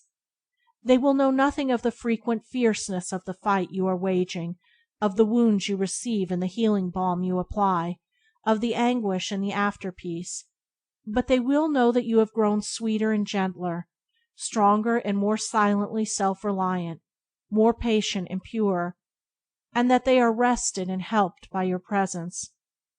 What rewards can compare with this? Beside the fragrant offices of love, the praises of men are gross and fulsome, and in the pure flame of a selfless heart the flatteries of the world are turned to ashes. Love is its own reward, its own joy, its own satisfaction. It is the final refuge and resting place of passion-tortured souls. The sacrifice of self, and the acquisition of the supreme knowledge and bliss which it confers, is not accomplished by one great and glorious act, but by a series of lesser and successive sacrifices in the ordinary life of the world, by a succession of steps in the daily conquest of truth over selfishness. He who each day accomplishes some victory over himself, who subdues and puts behind him some unkind thought, some impure desire, some tendency to sin, is every day growing stronger, purer, and wiser, and every dawn finds him nearer to that final glory of truth which each self-sacrificing act reveals in part. Look not outside thee, nor beyond thee for the light and blessedness of truth, but look within. Thou wilt find it within the narrow sphere of thy duty, even in the humble and hidden sacrifices of thine own heart. Chapter 6. Sympathy. When thy gaze turns it on thine own soul, be most severe. But when it falls upon a fellow man, let kindliness control it, and refrain from that belittling censure that brings forth from common lips like weeds from marshy soil. Ella Wheeler Wilcox. I do not ask the wounded person how he feels. I myself become the wounded person. Walt Whitman. We can only sympathize with others in so far as we have conquered ourselves. We cannot think and feel for others while we are engaged in condoling with and pitying ourselves, cannot deal tenderly and lovingly with others while we are anxious for our own preeminence or for the exclusive preservation of ourselves, our opinions, or our own generally. What is sympathy but thoughtfulness for others in the forgetfulness of self? To sympathize with others we must first understand them, and to understand them we must put away all our personal preconceptions concerning them, and must see them as they are. We must enter into their inner state and become one with them, looking through their mental eyes and comprehending the range of their experience. You cannot, of course, do this with a being whose wisdom and experience are greater than your own, nor can you do it with any if you regard yourself as being on a higher plane than others, for egotism and sympathy cannot dwell together. But you can practice it with all those who are involved in sins and sufferings from which you have successfully extricated yourself, and though your sympathy cannot embrace and overshadow the man whose greatness is beyond you, you can place yourself in such an attitude towards him as to receive the protection of his larger sympathy, and so make for yourself an easier way out of the sins and sufferings by which you are still enchained. Prejudice and ill will are complete barriers to the giving of sympathy, while pride and vanity are total barriers to its reception. You cannot sympathize with a person for whom you have conceived a hatred. You cannot enjoy the sympathy of one whom you envy. You cannot understand the person whom you dislike, or he for whom, through animal impulse, you have framed an ill-formed affection. You cannot see him as he really is, but only see your own imperfect notions of him, see only a distorted image of him through the exaggerating medium of your ill-grounded opinions. To see others as they are, you must not allow impulsive likes and dislikes, powerful prejudices, or egotistic considerations to come between you and them. You must not resent their actions or condemn their beliefs and opinions. You must leave yourself entirely out, and must, for the time being, assume their position. Only in this way can you become in rapport with them, and so fathom their life, their experience, and understand it. And when a man is understood, it becomes impossible to condemn him. Men misjudge, condemn, and avoid each other because they do not understand each other, and they do not understand each other because they have not overcome and purified themselves. Life is growth, development, evolution, and there is no essential distinction between the sinner and the saint. There is only a difference in degree. The saint was once a sinner. The sinner will one day be a saint. The sinner is the child. The saint is the grown man. He who separates himself from sinners, regarding them as wicked men to be avoided, is like a man avoiding contact with little children because they are unwise, disobedient, and play with toys. All life is one, but it has a variety of manifestations. The grown flower is not something distinct from the tree, it is a part of it. It is only another form of leaf. Steam is not something apart from water, but it is another form of water. And in like manner, good is transmuted evil, the saint is the sinner, developed and transformed. The sinner is one whose understanding is undeveloped, and he ignorantly chooses wrong modes of action. The saint is one whose understanding is ripened, and he chooses right modes of action.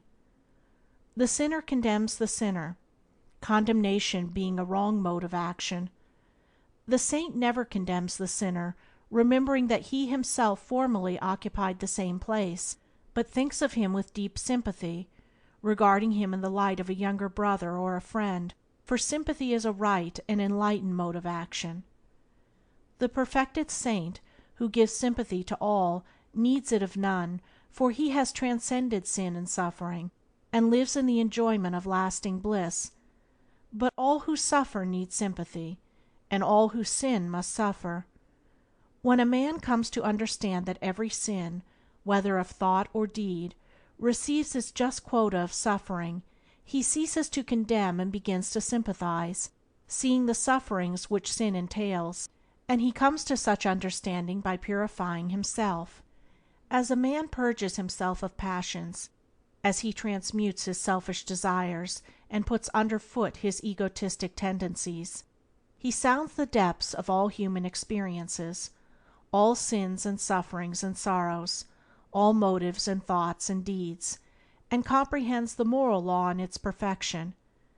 Complete self-conquest is perfect knowledge, perfect sympathy, and he who views men with a stainless vision of a pure heart views them with a pitying heart, sees them as a part of himself, not as something defiled and separate and distinct, but as his very self, sinning as he has sinned, suffering as he has suffered, sorrowing as he has sorrowed, and yet, withal, glad in the knowledge that they will come, as he has come, to perfect peace at last.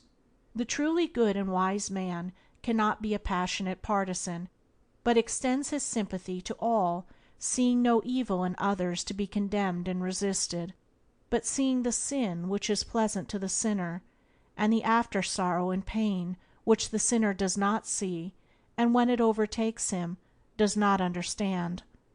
A man's sympathy extends just so far as his wisdom reaches, and no further, and a man only grows wiser as he grows tenderer and more compassionate. To narrow one's sympathy is to narrow one's heart, and so to darken and embitter one's life. To extend and broaden one's sympathy is to enlighten and gladden one's life, and to make plainer to others the way of light and gladness.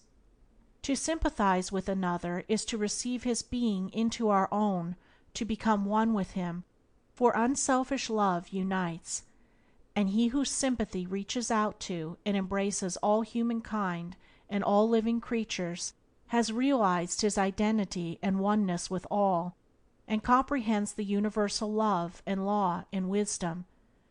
Man is shut out from heaven and peace and truth only in so far as he shuts out others from his sympathy. Where his sympathy ends, his darkness and torment and turmoil begins. For to shut others out from our love is to shut ourselves out from the blessedness of love, and to become cramped in the dark prison of self. Whoever walks a furlong without sympathy walks to his own funeral dressed in a shroud. Only when one's sympathy is unlimited is the eternal light of truth revealed. Only in the love that knows no restriction is the boundless bliss enjoyed. Sympathy is bliss. In it is revealed the highest, purest blessedness. It is divine, for in its reciprocal light all thought of self is lost, and there remains only the pure joy of oneness with others, the ineffable communion of spiritual identity. Where a man ceases to sympathize he ceases to live, ceases to see and realize and know. One cannot truly sympathize with others until all selfish considerations concerning them are put away, and he who does this and strives to see others as they are strives to realize their particular sins, temptations and sorrows, their beliefs, opinions and prejudices, comes at last to see exactly where they stand in their spiritual evolution, comprehends the arc of their experience, and knows that they cannot for the present act otherwise than they do. He sees that their thoughts and acts are prompted by the extent of their knowledge, or their lack of knowledge, and that if they act blindly and foolishly it is because their knowledge and experience are immature, and they can only come to act more wisely by gradual growth into more enlightened states of mind.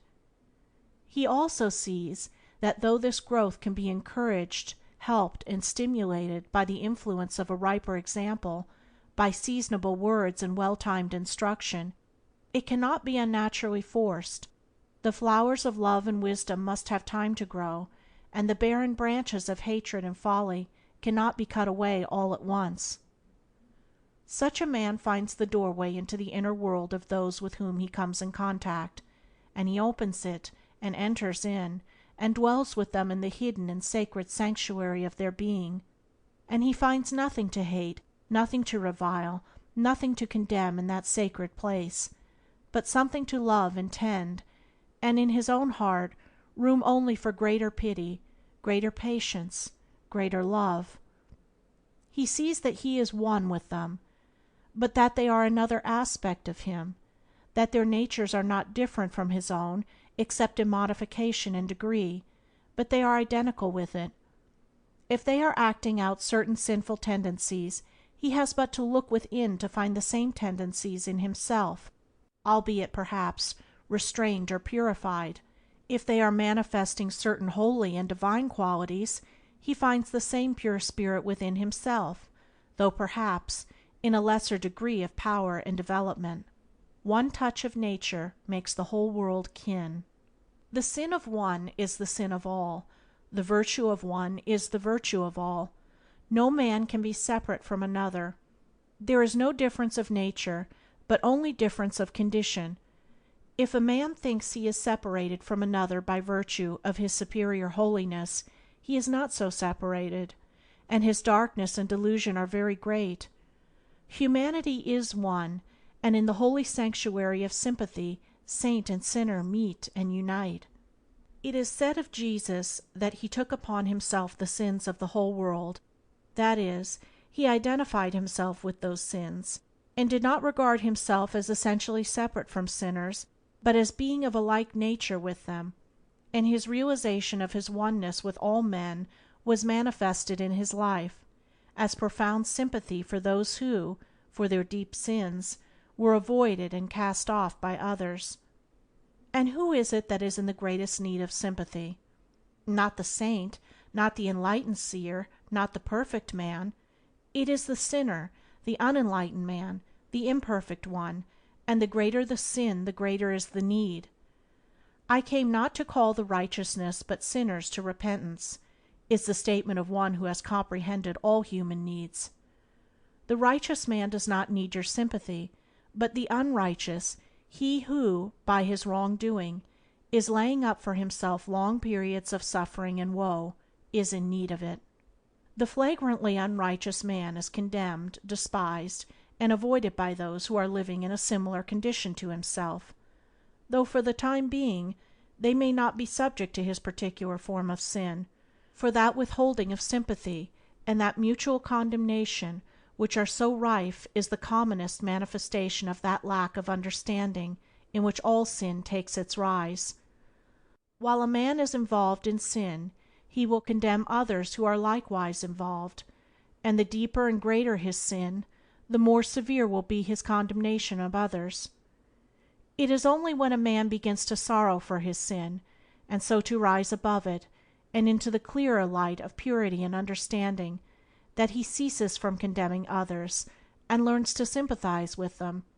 But this ceaseless condemnation of each other, by those who are involved in the fierce play of the passions, must needs be, for it is one of the modes of operation of the great law which universally and eternally obtains, and the unrighteous one, who falls under the condemnation of his fellows, will the more rapidly reach a higher and nobler condition of heart and life, if he humbly accepts the censure of others as the effect of his own sin, and resolves henceforward to refrain from all condemnation of others.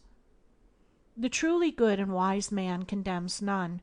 Having put away all blind passion and selfishness, he lives in the calm regions of love and peace, and understands all modes of sin, with their consequent sufferings and sorrows.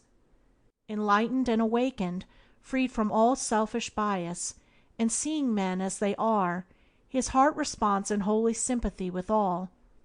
Should any condemn, abuse, or slander him, he throws them around the kindly protection of his sympathy, seeing the ignorance which prompts them to so act, and knowing that they alone will suffer for their wrong acts. Learn, by self-conquest and the acquisition of wisdom, to love him whom you now condemn, to sympathize with those who condemn you. Turn your eyes away from their condemnation and search your own heart, to find, perchance, some hard, unkind, or wrong thoughts which, when discovered and understood, you will condemn yourself.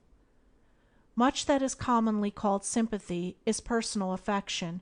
To love them who love us is human bias and inclination, but to love them who do not love us is divine sympathy. Sympathy is needed because of the prevalence of suffering, for there is no being or creature who has not suffered. Through suffering, sympathy is evolved. Not in a year or a life or an age is the human heart purified and softened by suffering, but after many lives of intermittent pain, after many ages of ever-recurring sorrow, man reaps the golden harvest of his experiences, and garners in the rich, ripe sheaves of love and wisdom. And when he understands, and understanding, he sympathizes. All suffering is the result of ignorantly violated law, and after many repetitions of the same wrong act, the same kind of suffering resulting from that act, knowledge of the law is acquired, and the higher state of obedience and wisdom is reached. Then there blossoms the pure and perfect flower of sympathy. One aspect of sympathy is that of pity for the distressed or pain-stricken, with a desire to alleviate or help them bear their sufferings. The world needs more of this divine quality. For pity makes the world soft to the weak and noble for the strong. But it can only be developed by eradicating all hardness and unkindness, all accusation and resentment. He who, when he sees another suffering for his sin, hardens his heart and thinks or says, "It serves him right." Such a one cannot exercise pity, nor apply its healing balm. Every time a man acts cruelly towards another, be it only a dumb creature, or refuses to bestow needed sympathy, he dwarfs himself, deprives himself of ineffable blessedness, and prepares himself for suffering.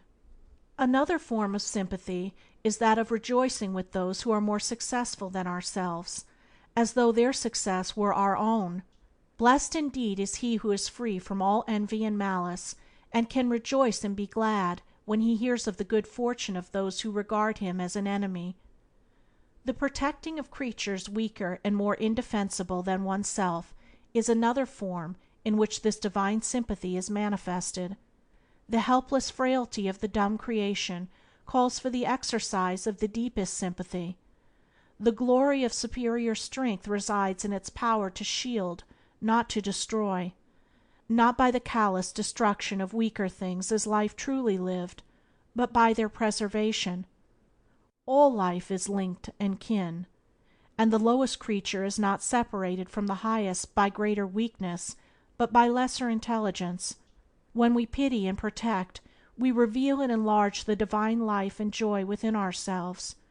When we thoughtlessly or callously inflict suffering or destroy, then our divine life becomes obscured, and its joy fades and dies. Bodies may feed bodies, and passions, but man's divine nature is only nurtured, sustained, and developed by kindness, love, sympathy, and all pure and unselfish acts. By bestowing sympathy on others we increase our own.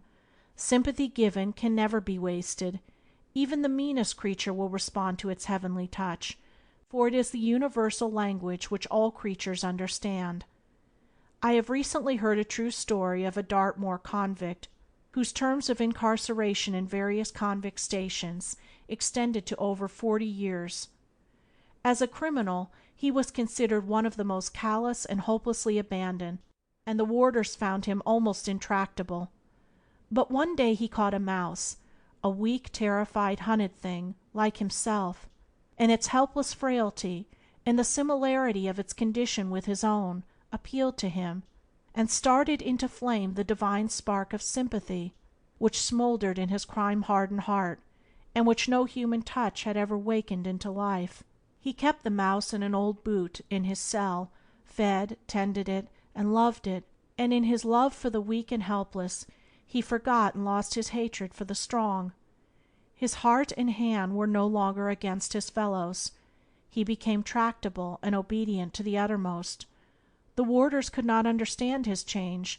It seemed to them little short of miraculous that this most hardened of all criminals should be suddenly transformed into the likeness of a gentle, obedient child. Even the expression of his features altered remarkably.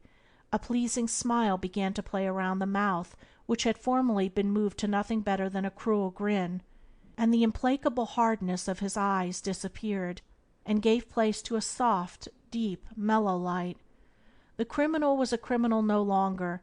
He was saved, converted, clothed, and in his right mind, restored to humaneness and to humanity, and set firmly on the pathway to divinity by pitying and caring for a defenseless creature. All this was made known to the warders shortly afterwards, when, on his discharge, he took the mouse away with him. Thus sympathy bestowed increases its store in our own hearts, and enriches and fructifies our own life. Sympathy given is blessedness received. Sympathy withheld is blessedness forfeited. In the measure that a man increases and enlarges his sympathy, so much nearer does he approach the ideal life, the perfect blessedness, and when his heart has become so mellowed that no hard, bitter, or cruel thought can enter and detract from its permanent sweetness, then indeed is he richly and divinely blessed. Chapter 7. Forgiveness. If men only understood all the emptiness and acting, of the sleeping and the waking, of the souls they judge so blindly, of the hearts they pierce so unkindly, they, with gentler words and feeling, would apply the balm of healing, if they only understood. Kindness, nobler ever than revenge. Shakespeare. The remembering of injuries is spiritual darkness. The fostering of resentment is spiritual suicide. To resort to the spirit and practice of forgiveness is the beginning of enlightenment. It is also the beginning of peace and happiness. There is no rest for him who broods over slights and injuries and wrongs, no quiet repose of mind for him who feels that he has been unjustly treated, and who schemes how best to act for the discomfiture of his enemy. How can happiness dwell in a heart that is so disturbed by ill will? Do birds resort to a burning bush wherein to build and sing? Neither can happiness inhabit in that breast that is aflame with burning thoughts of resentment, nor can wisdom come and dwell where such folly resides. Revenge seems sweet only to the mind that is unacquainted with the spirit of forgiveness. But when the sweetness of forgiveness is tasted, then the extreme bitterness of revenge is known. Revenge seems to lead to happiness to those who are involved in the darkness of passion. But when the violence of passion is abandoned, and the mildness of forgiveness is restored to, then it is seen that revenge leads to suffering. Revenge is a virus which eats into the very vitals of the mind, and poisons the entire spiritual being. Resentment is a mental fever which burns up the wholesome energies of the mind, and taking offense is a form of moral sickness which saps the healthy flow of kindliness and goodwill, and from which men and women should seek to be delivered. The unforgiving and resentful spirit is a source of great suffering and sorrow, and he who harbors and encourages it, who does not overcome and abandon it, forfeits much blessedness, and does not obtain any measure of true enlightenment. To be hard-hearted is to suffer, to be deprived of light and comfort. To be tender-hearted is to be serenely glad, is to receive light and be well comforted. It will seem strange to many to be told that the hard-hearted and unforgiving suffer most, yet it is profoundly true, for not only do they, by the law of attraction, draw to themselves the revengeful passions in other people, but their hardness of heart itself is a continual source of suffering. Every time a man hardens his heart against a fellow being he inflicts upon himself 5 kinds of suffering, namely, the suffering of loss of love, the suffering of lost communion and fellowship, the suffering of a troubled and confused mind, the suffering of wounded passion or pride, and the suffering of punishment inflicted by others. Every act of unforgiveness entails upon the doer of that act these 5 sufferings, whereas every act of forgiveness brings to the doer 5 kinds of blessedness: the blessedness of love, the blessedness of increased communion and fellowship, the blessedness of a calm and peaceful mind, the blessedness of passion stilled and pride overcome, and the blessedness and kindness and goodwill bestowed by others. Numbers of people are today suffering the fiery torments of an unforgiving spirit, and only when they make an effort to overcome that spirit can they know what a cruel and exacting taskmaster they are serving. Only those who have abandoned the service of such a master for that of a nobler master of forgiveness can realize and know how grievous a service is the one, how sweet the other. Let a man contemplate the strife of the world, how individuals and communities, neighbors and nations, live in continual retaliations towards each other. Let him realize the heartaches, the bitter tears, the grievous partings and misunderstandings, even the bloodshed and woe which spring from that strife, and thus realizing, he will never again yield to ignoble thoughts of resentment, never again take offense at the actions of others, never again live in unforgiveness towards any being. Have good will to all that lives, letting unkindness die, and greed and wrath, so that your lives be made like soft airs passing by. When a man abandons retaliation for forgiveness, he passes from darkness to light. So dark and ignorant is unforgiveness that no being who is at all wise or enlightened could descend to it. But its darkness is not understood and known until left behind, and the better and nobler course of conduct is sought and practiced. Man is blinded and deluded only by his own dark and sinful tendencies, and the giving up of all unforgiveness means the giving up of pride in certain forms of passion, the abandonment of the deeply rooted idea of the importance of one's self and of the necessity for protecting and defending that self. And when that is done, the higher life, greater wisdom, and pure enlightenment, which pride and passion completely obscured, are revealed in all their light and beauty. Then there are petty offenses, little spites and passing slights, which, while of a less serious nature than the deep-seated hatreds and revenges, dwarf the character and cramp the soul. They are due to the sin of self and self-importance, and thrive on vanity. Whosoever is blinded and deluded by vanity will continually see something in the actions and the attitudes of others towards him at which to take offense, and the more there is of vanity, the more greatly will the imaginary slight or wrong be exaggerated. Moreover, to live in the frequent indulgence of petty resentments increases the spirit of hatred, and leads gradually downward to greater darkness, suffering, and self-delusion. Don't take offense or allow your feelings to be hurt, which means get rid of pride and vanity. Don't give occasion for offense or hurt the feelings of others, which means be gently considerate, forgiving, and charitable towards all. The giving up, the total uprooting, of vanity and pride is a great task, but it is a blessed task, and it can be accomplished by constant practice in non-resentment and by meditating upon one's thoughts and actions so as to understand and purify them, and the spirit of forgiveness is perfected in one in the measure that pride and vanity are overcome and abandoned. The not taking offense and the not giving offense go together. When a man ceases to resent the actions of others he is already acting kindly towards them, considering them before himself or his own defense. Such a man will be gentle in what he says and does, will arouse love and kindness in others, and not stir them to ill will and strife. He will also be free from all fear concerning the actions of others towards him, for he who hurts none fears none. But the unforgiving man, he who is eager to pay back some real or imaginary slight or injury, will not be considerate towards others, for he considers himself first, and is continually making enemies. He also loves in the fear of others, thinking that they are trying to do towards him as he is doing towards them. He who contrives the hurt of others fears others. There is a beautiful story of Prince Dirghayu, which was told by an ancient Indian teacher to his disciples in order to impress them with the truth of the sublime precept that hatred ceases not by hatred at any time, hatred ceases by non-hatred.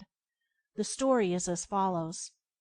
Brahmadatta, a powerful king of Benares, made war upon Dirgheti, the king of Kosala, in order to annex his kingdom, which was much smaller than his own. Dirgheti, seeing that it was impossible for him to resist the greater power of Brahmadatta, fled and left his kingdom in his enemy's hands. For some time he wandered from place to place in disguise, and at last settled down with his queen in an artisan's cottage, and the queen gave birth to a son, whom they called Dirghayu. Now King Brahmadatta was anxious to discover the hiding-place of Dirgheti in order to put to death the conquered king, for he thought, seeing that I have deprived him of his kingdom, he may some day treacherously kill me if I do not kill him. But many years passed by, and Dirgheti devoted himself to the education of his son, and by diligent application became learned and skillful and wise. And after a time Dirgheti's secret became known, and he, fearing that Brahmadatta would discover him and slay all three, and thinking more of the life of his son than his own, sent away the prince. Soon after the exile the king fell into the hands of Brahmadatta, and was, along with his queen, executed. Now Brahmadatta thought, "I have got rid of Dirgheti and his queen, but their son, Prince Dirghayu, lives, and he will be sure to contrive some means of effecting my assassination. Yet he is unknown to any, and I have no means of discovering him." So the king lived in great fear and continual distress of mind. Soon after the execution of his parents, Dirghayu, under an assumed name, sought employment in the king's stables, and was engaged by the master of elephants. Dirghayu quickly endeared himself to all, and his superior abilities came at last under the notice of the king, who had the young man brought before him, and was so charmed with him that he employed him in his own castle, and he proved to be so able and diligent that the king shortly placed him in a position of great trust under himself. One day the king went on a long hunting expedition, and became separated from his retinue, Dirghayu alone remaining with him. And the king, being fatigued with his exertions, lay down, and slept with his head on Dirghayu's lap. Then Dirghayu thought, "This king has greatly wronged me. He robbed my father of his kingdom, and slew my parents, and he is now entirely in my power." And he drew his sword, thinking to slay Brahmadatta. But remembering how his father had taught him never to seek revenge but to forgive to the uttermost, he sheathed his sword. At last the king awoke out of a disturbed sleep, and the youth inquired of him why he looked so frightened. "My sleep," said the king, "is always restless, for I frequently dream that I am in the power of young Dirghayu, and that he is alone to slay me. While lying here, I again dream that with greater vividness than ever before, and it has filled me with dread and terror." Then the youth, drawing his sword, said, "I am Prince Dirghayu, and you are in my power. The time of vengeance has arrived." Then the king fell upon his knees and begged Dirghayu to spare his life. And Dirghayu said, "It is you, O king, who must spare my life. For many years you have wished to find me, in order that you might kill me, and now that you have found me, let me beg of you to grant me my life."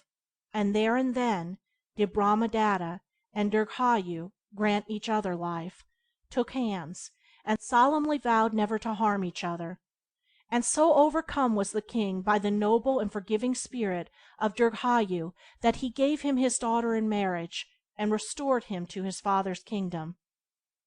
Thus hatred ceases by not hatred, by forgiveness, which is very beautiful, and is sweeter and more effective than revenge. It is the beginning of love, of that divine love that does not seek its own, and he who practices it, he who perfects in it, comes at last to realize that blessed state wherein the torments of pride and vanity and hatred and retaliation are forever dispelled, and goodwill and peace are unchanging and unlimited. In that state of calm, silent bliss, even forgiveness passes away, and is no longer needed, for he who has reached it sees no evil to resent, but only ignorance and delusion on which to have compassion, and forgiveness is only needed so long as there is any tendency to resent, retaliate, and take offense. Equal love towards all is the perfect law, the perfect state to which all lesser states find their completion. Forgiveness is one of the doorways in the faultless temple of Love Divine. Chapter 8. Seeing No Evil. The solid universe is pervious to love. With bandaged eyes he never errs around, below, above. His blinding light his flingeth white on gods and Satan's brood, and reconciles by mystic wiles the evil and the good. Emerson. If thou thinkest evil, be thou sure thine acts will bear the shadow of the stain, and if thy thought be perfect, then thy deed will be as of the perfect, true, and pure. After Confucius. After much practice in forgiveness, and having cultivated the spirit of forgiveness up to a certain point, knowledge of the actual nature of good and evil dawns upon the mind, and a man begins to understand how thoughts and motives are formed in the human heart, how they develop, and how they take birth in the form of actions. This marks the opening of a new vision in the mind, the commencement of a nobler, higher, diviner life, for the man now begins to perceive that there is no necessity to resist or resent the actions of others towards him, whatever those actions may be, and that all along his resentment has been caused by his own ignorance, and that his own bitterness of spirit is wrong. Having arrived thus far, he will take himself with some questionings as these: Why this continual retaliation and forgiveness? Why this tormenting anger against another, and then this repentance and forgiveness? Is not forgiveness the taking back of one's anger, the giving up of one's resentment? And if anger and resentment are good and necessary, why repent of them and give them up? If it is so beautiful, so sweet, so peaceful, to get rid of all feelings of bitterness and to utterly and wholly forgive, would it not still be more beautiful and sweet and peaceful never to grow bitter at all, never to know anger, never to resent as evil the action of another, but always to live in the experience of that calm, pure, blissful love which is known when an act of forgiveness is done, and all unruly passion towards another is put away? If another has done me wrong, is not my hatred towards him wrong, and can one wrong right another? Moreover, has he by his wrong really injured me, or has he injured himself? Am I not injured by my own wrong rather than by his? Why, then, do I grow angry? Why do I resent, retaliate, and engage in bitter thoughts?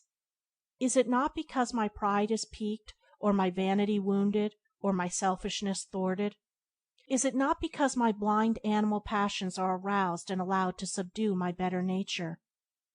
Seeing that I am hurt by another person's attitude towards me because of my own pride or vanity, or ungoverned and unpurified passions, would it not be better to look to the wrong in myself, rather than the wrong in another, to get rid of pride and vanity and passion, and so avoid being hurt at all? By such self-questionings, and their elucidation in the light of mild thoughts and dispassionate conduct, a man, gradually overcoming passion and rising out of the ignorance which gave rise to passion, will at last reach that blessed state in which he will cease to see evil in others, and will dwell in universal good-will and love and peace. Not that he will cease to see ignorance and folly, not that he will cease to see suffering and sorrow and misery, not that he will cease to distinguish between acts that are pure and impure, right and wrong, for having put away passion and prejudice, he will see these things in full, clear light of knowledge, and exactly as they are, but he will cease to see anything, any evil power, in another which can do him injury, which he must violently oppose and strive to crush, and against which he must guard himself. Having arrived at right understanding of evil by purging it away from his own heart, he sees that it is a thing that does not call for hatred and fear and resentment, but for consideration, compassion, and love. Shakespeare, through one of his characters, says, "There is no darkness but ignorance." All evil is ignorance, is dense darkness of mind, and the removal of sin from one's mind is coming out of darkness into spiritual light. Evil is the negation of good, just as darkness is the negation or absence of light. And what is there in a negation to arouse anger or resentment? When night settles down upon the world, who is so foolish as to rail at the darkness? The enlightened man, likewise, does not accuse or condemn the spiritual darkness in men's hearts, which is manifested in the form of sin, though by gentle reproof he may sometimes point out where the light lies. Now the ignorance to which I refer as evil, or as the source of evil, is twofold. There is wrongdoing which is committed without any knowledge of good and evil, and where there is no choice. This is unconscious wrongdoing.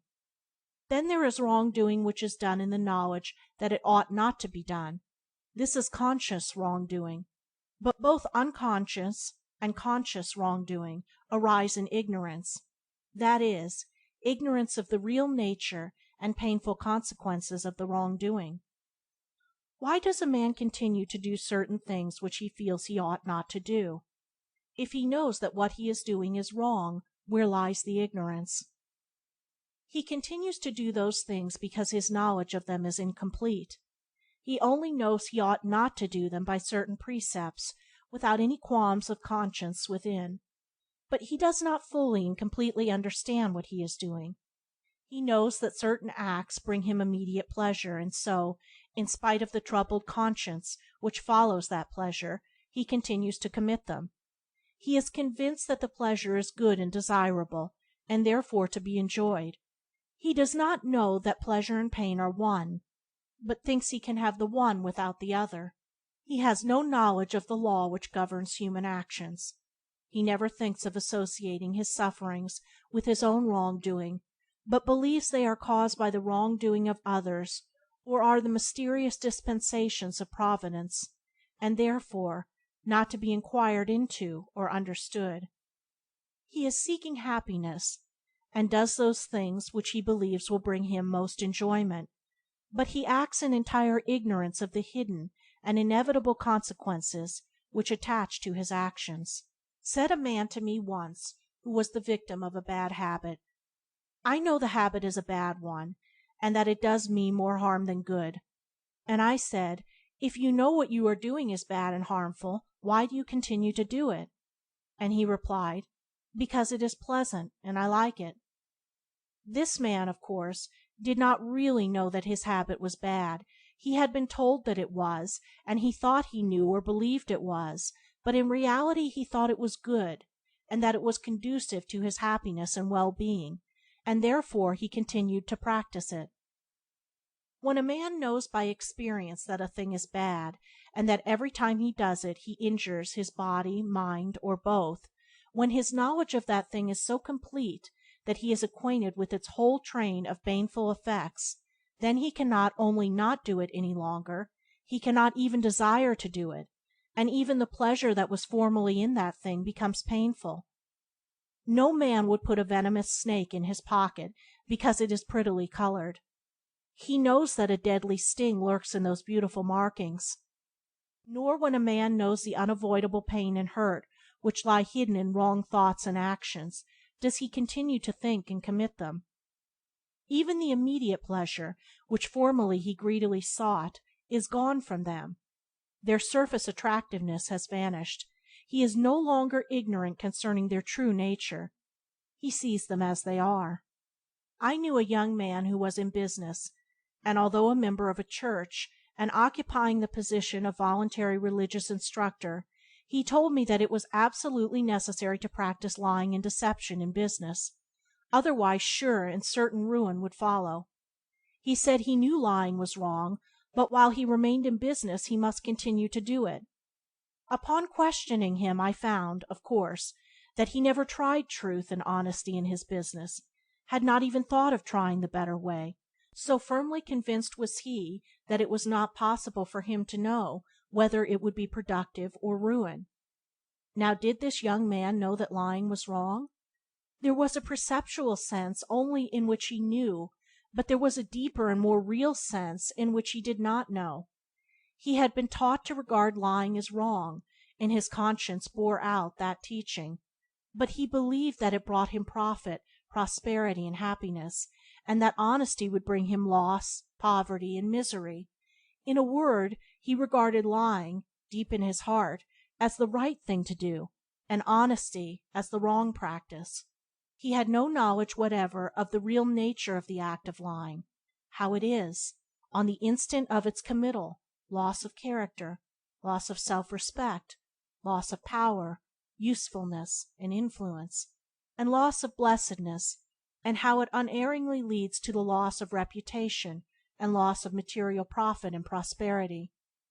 Only when such a man begins to consider happiness of others, prefers to embrace the loss which he fears rather than clutch at the gain which he desires, will he obtain that real knowledge which lofty moral conduct alone can reveal, and then, experiencing the greater blessedness, he will see how, all along, he has been deceiving and defrauding himself rather than others, has been living in darkest ignorance and self-delusion.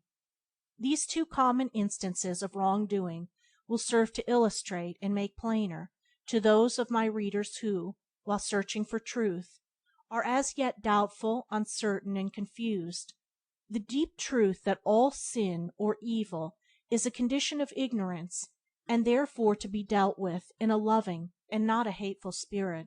And as with bad habits and lying, so with all sin, with lust, hatred, malice, envy, pride, vanity, self-indulgence, and selfishness in all its forms.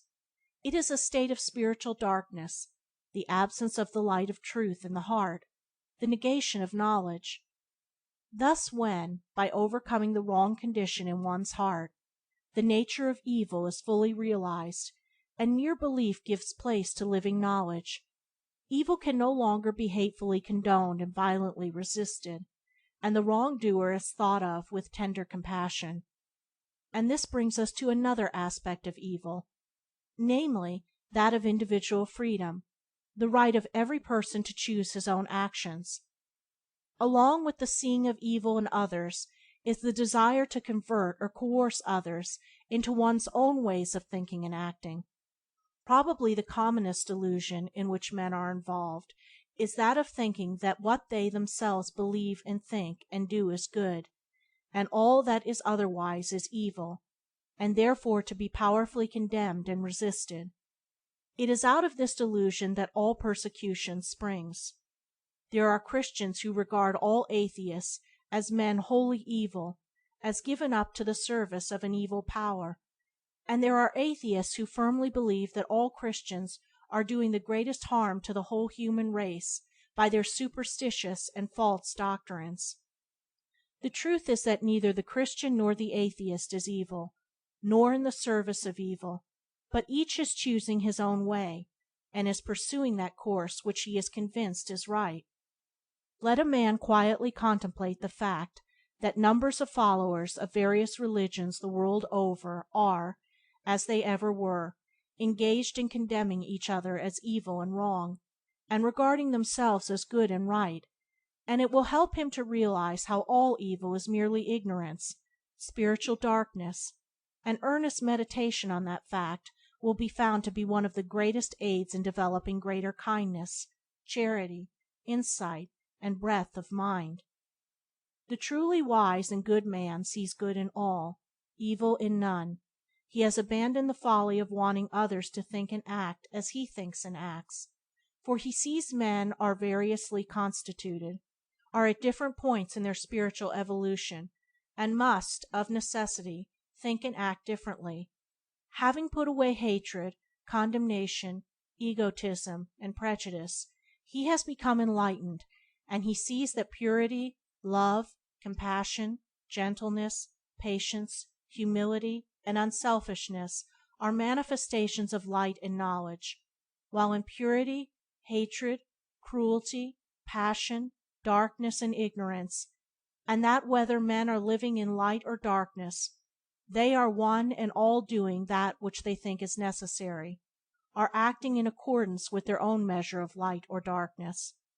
The wise man understands, and understanding, he ceases from all bitterness and accusation. Every man acts in accordance with his nature, with his own sense of right and wrong, and is surely gathering in the results of his own experience. There is one supreme right which every being possesses, to think and act as he chooses. If he chooses to think and act selfishly, thinking of his own immediate happiness only and not that of others, then he will rapidly bring upon himself, by the action of the moral law of cause and effect, such afflictions as will cause him to pause and consider, and so find a better way. There is no teacher to compare with experience, no chastisement so corrective and purifying as that which men ignorantly inflict upon themselves. The selfish man is the ignorant man. He chooses his own way, but it is a way which leads to suffering, and through suffering to knowledge and bliss. The good man is the wise man. He likewise chooses his own way, but he chooses it in the full light of knowledge, having passed through the stages of ignorance and suffering, and arrived at knowledge and bliss. A man begins to understand what seeing no evil is when, putting away all personal desires in his judgments of others, so considers them from his own standpoint, and judges their actions not from his own standard but from theirs. It is because men set up arbitrary standards of right and wrong, and are anxious that all should conform to their particular standard, that they see evil in each other. A man is only rightly judged when he is not judged from my standard or yours, but from his own, and to deal with him thus is not judgment, but it is love. It is only when we look through the eyes of the impersonal love that we become enlightened, and see others as they really are, and a man is approaching that love when he can say in his heart, "Who am I that I should judge another? Am I so pure and sinless that I arraign men and pass the judgment of evil upon them? Rather let me humble myself and correct my own errors before assuming the position of supreme judge of those other men." It was said by one of old, to those who were about to stone, as evil, a woman taken in the act of committing one of the darkest sins, "He that is without sin, let him cast the first stone." And though he who said it was without sin, yet he took up no stone, nor passed any bitter judgment, but said, with infinite gentleness and compassion, "Neither do I condemn thee. Go, and sin no more." In the pure heart there is no room left where personal judgments and hatreds can find lodgment, for it is filled to overflowing with tenderness and love. It sees no evil, and only as men succeed in seeing no evil in others will they become free from sin and sorrow and suffering.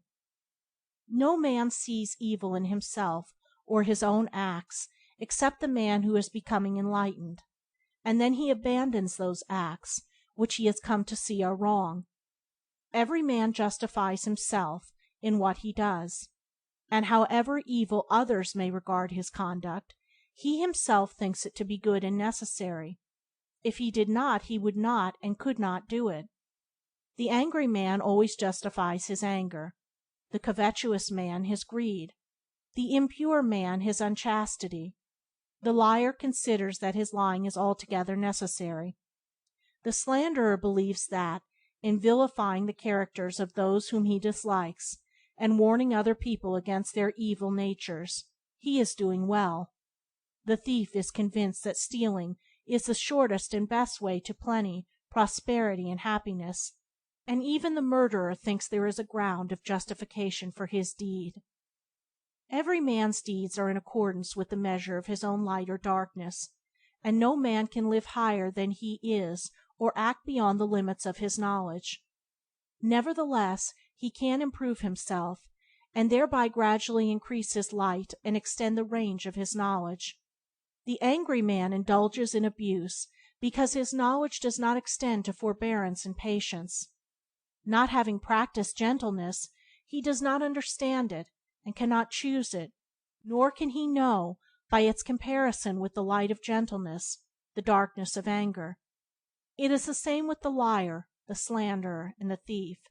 He lives in this dark condition of mind and action because he is limited to it by his own immature knowledge and experience, because never having lived in the higher conditions, he has no knowledge of them, and it is, to him, as if they were non-existent. The light shineth in the darkness, and the darkness comprehendeth it not. Nor can he understand even the conditions in which he is living, because, being dark, they are necessarily devoid of all knowledge. When a man is driven by repeated sufferings to at last reflect upon his conduct, and comes to see that his anger or lying, or whatever ignorant condition he may have been living in, is productive only of trouble and sorrow, he then abandons it, and commences to search for and practice the opposite and enlightened condition. And when he is firmly established in the better way, so that his knowledge of both conditions is complete, then he realizes in what great darkness he has formerly lived. This knowledge of good and evil by experience constitutes enlightenment.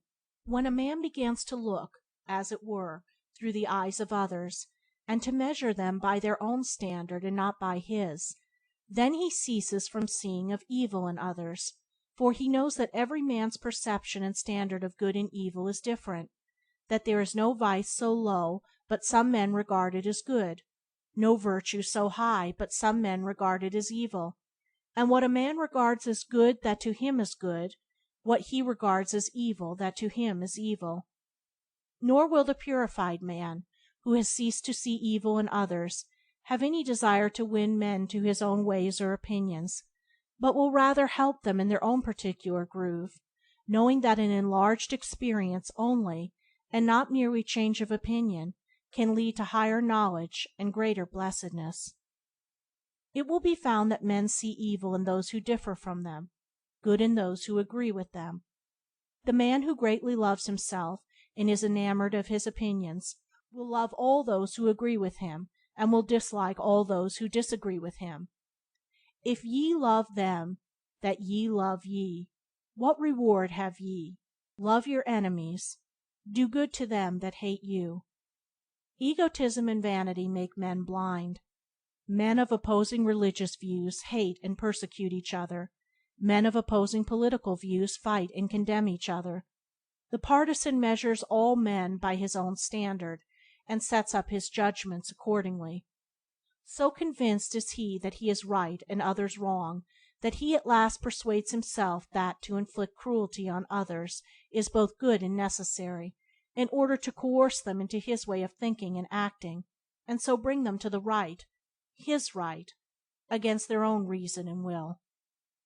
Men hate, condemn, resist, and inflict suffering upon each other, not because they are intrinsically evil, not because they are deliberately wicked, and are doing, in the full light of truth, what they know to be wrong, but because they regard such conduct as necessary and right.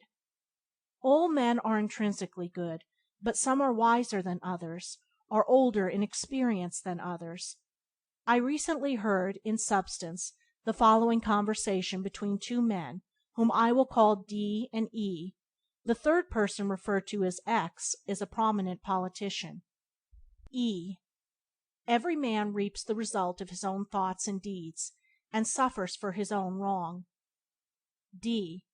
If that is so, and if no man can escape from the penalty of his evil deeds, what an inferno some of our men in power must be preparing for themselves. E. Whether a man is in power or not, so long as he lives in ignorance and sin, he will reap sorrow and suffering. D. Look, for instance, at X, a man totally evil, given up entirely to selfishness and ambition. Surely great torments are reserved for such an unprincipled man. E. But how do you know he is so evil? D.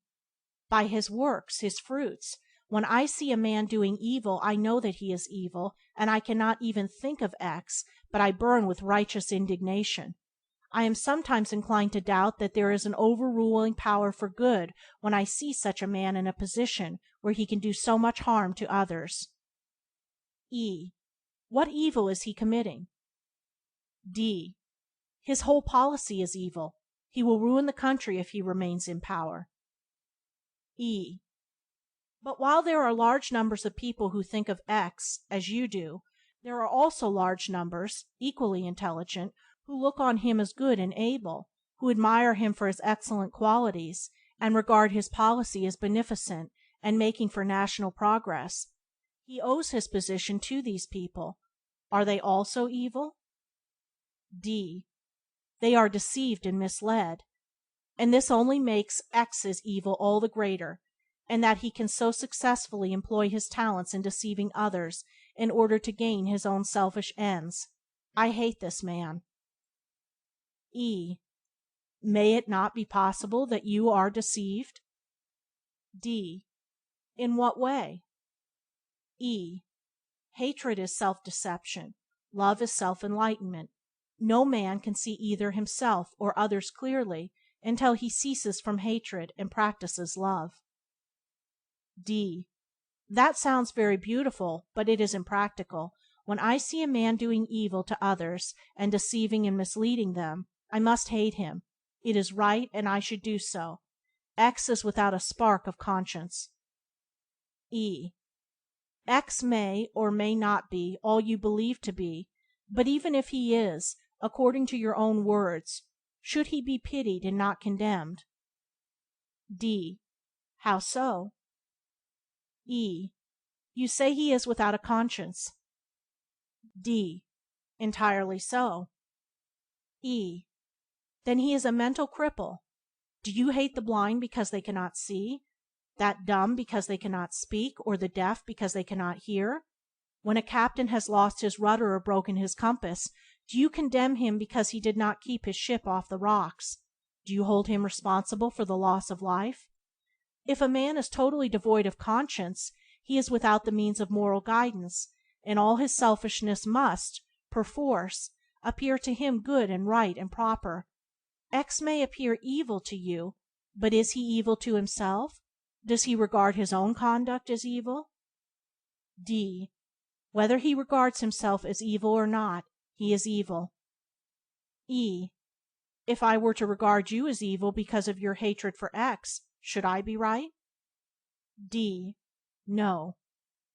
E. Why not? D. Because in such a case hatred is necessary, justifiable, and righteous. There is such a thing as righteous anger, righteous hatred. E. Is there such a thing as righteous selfishness, righteous ambition, righteous evil? I should be quite wrong in regarding you as evil, because you are doing what you are convinced is right, because you regard your hatred for X as part of your duty as a man and citizen.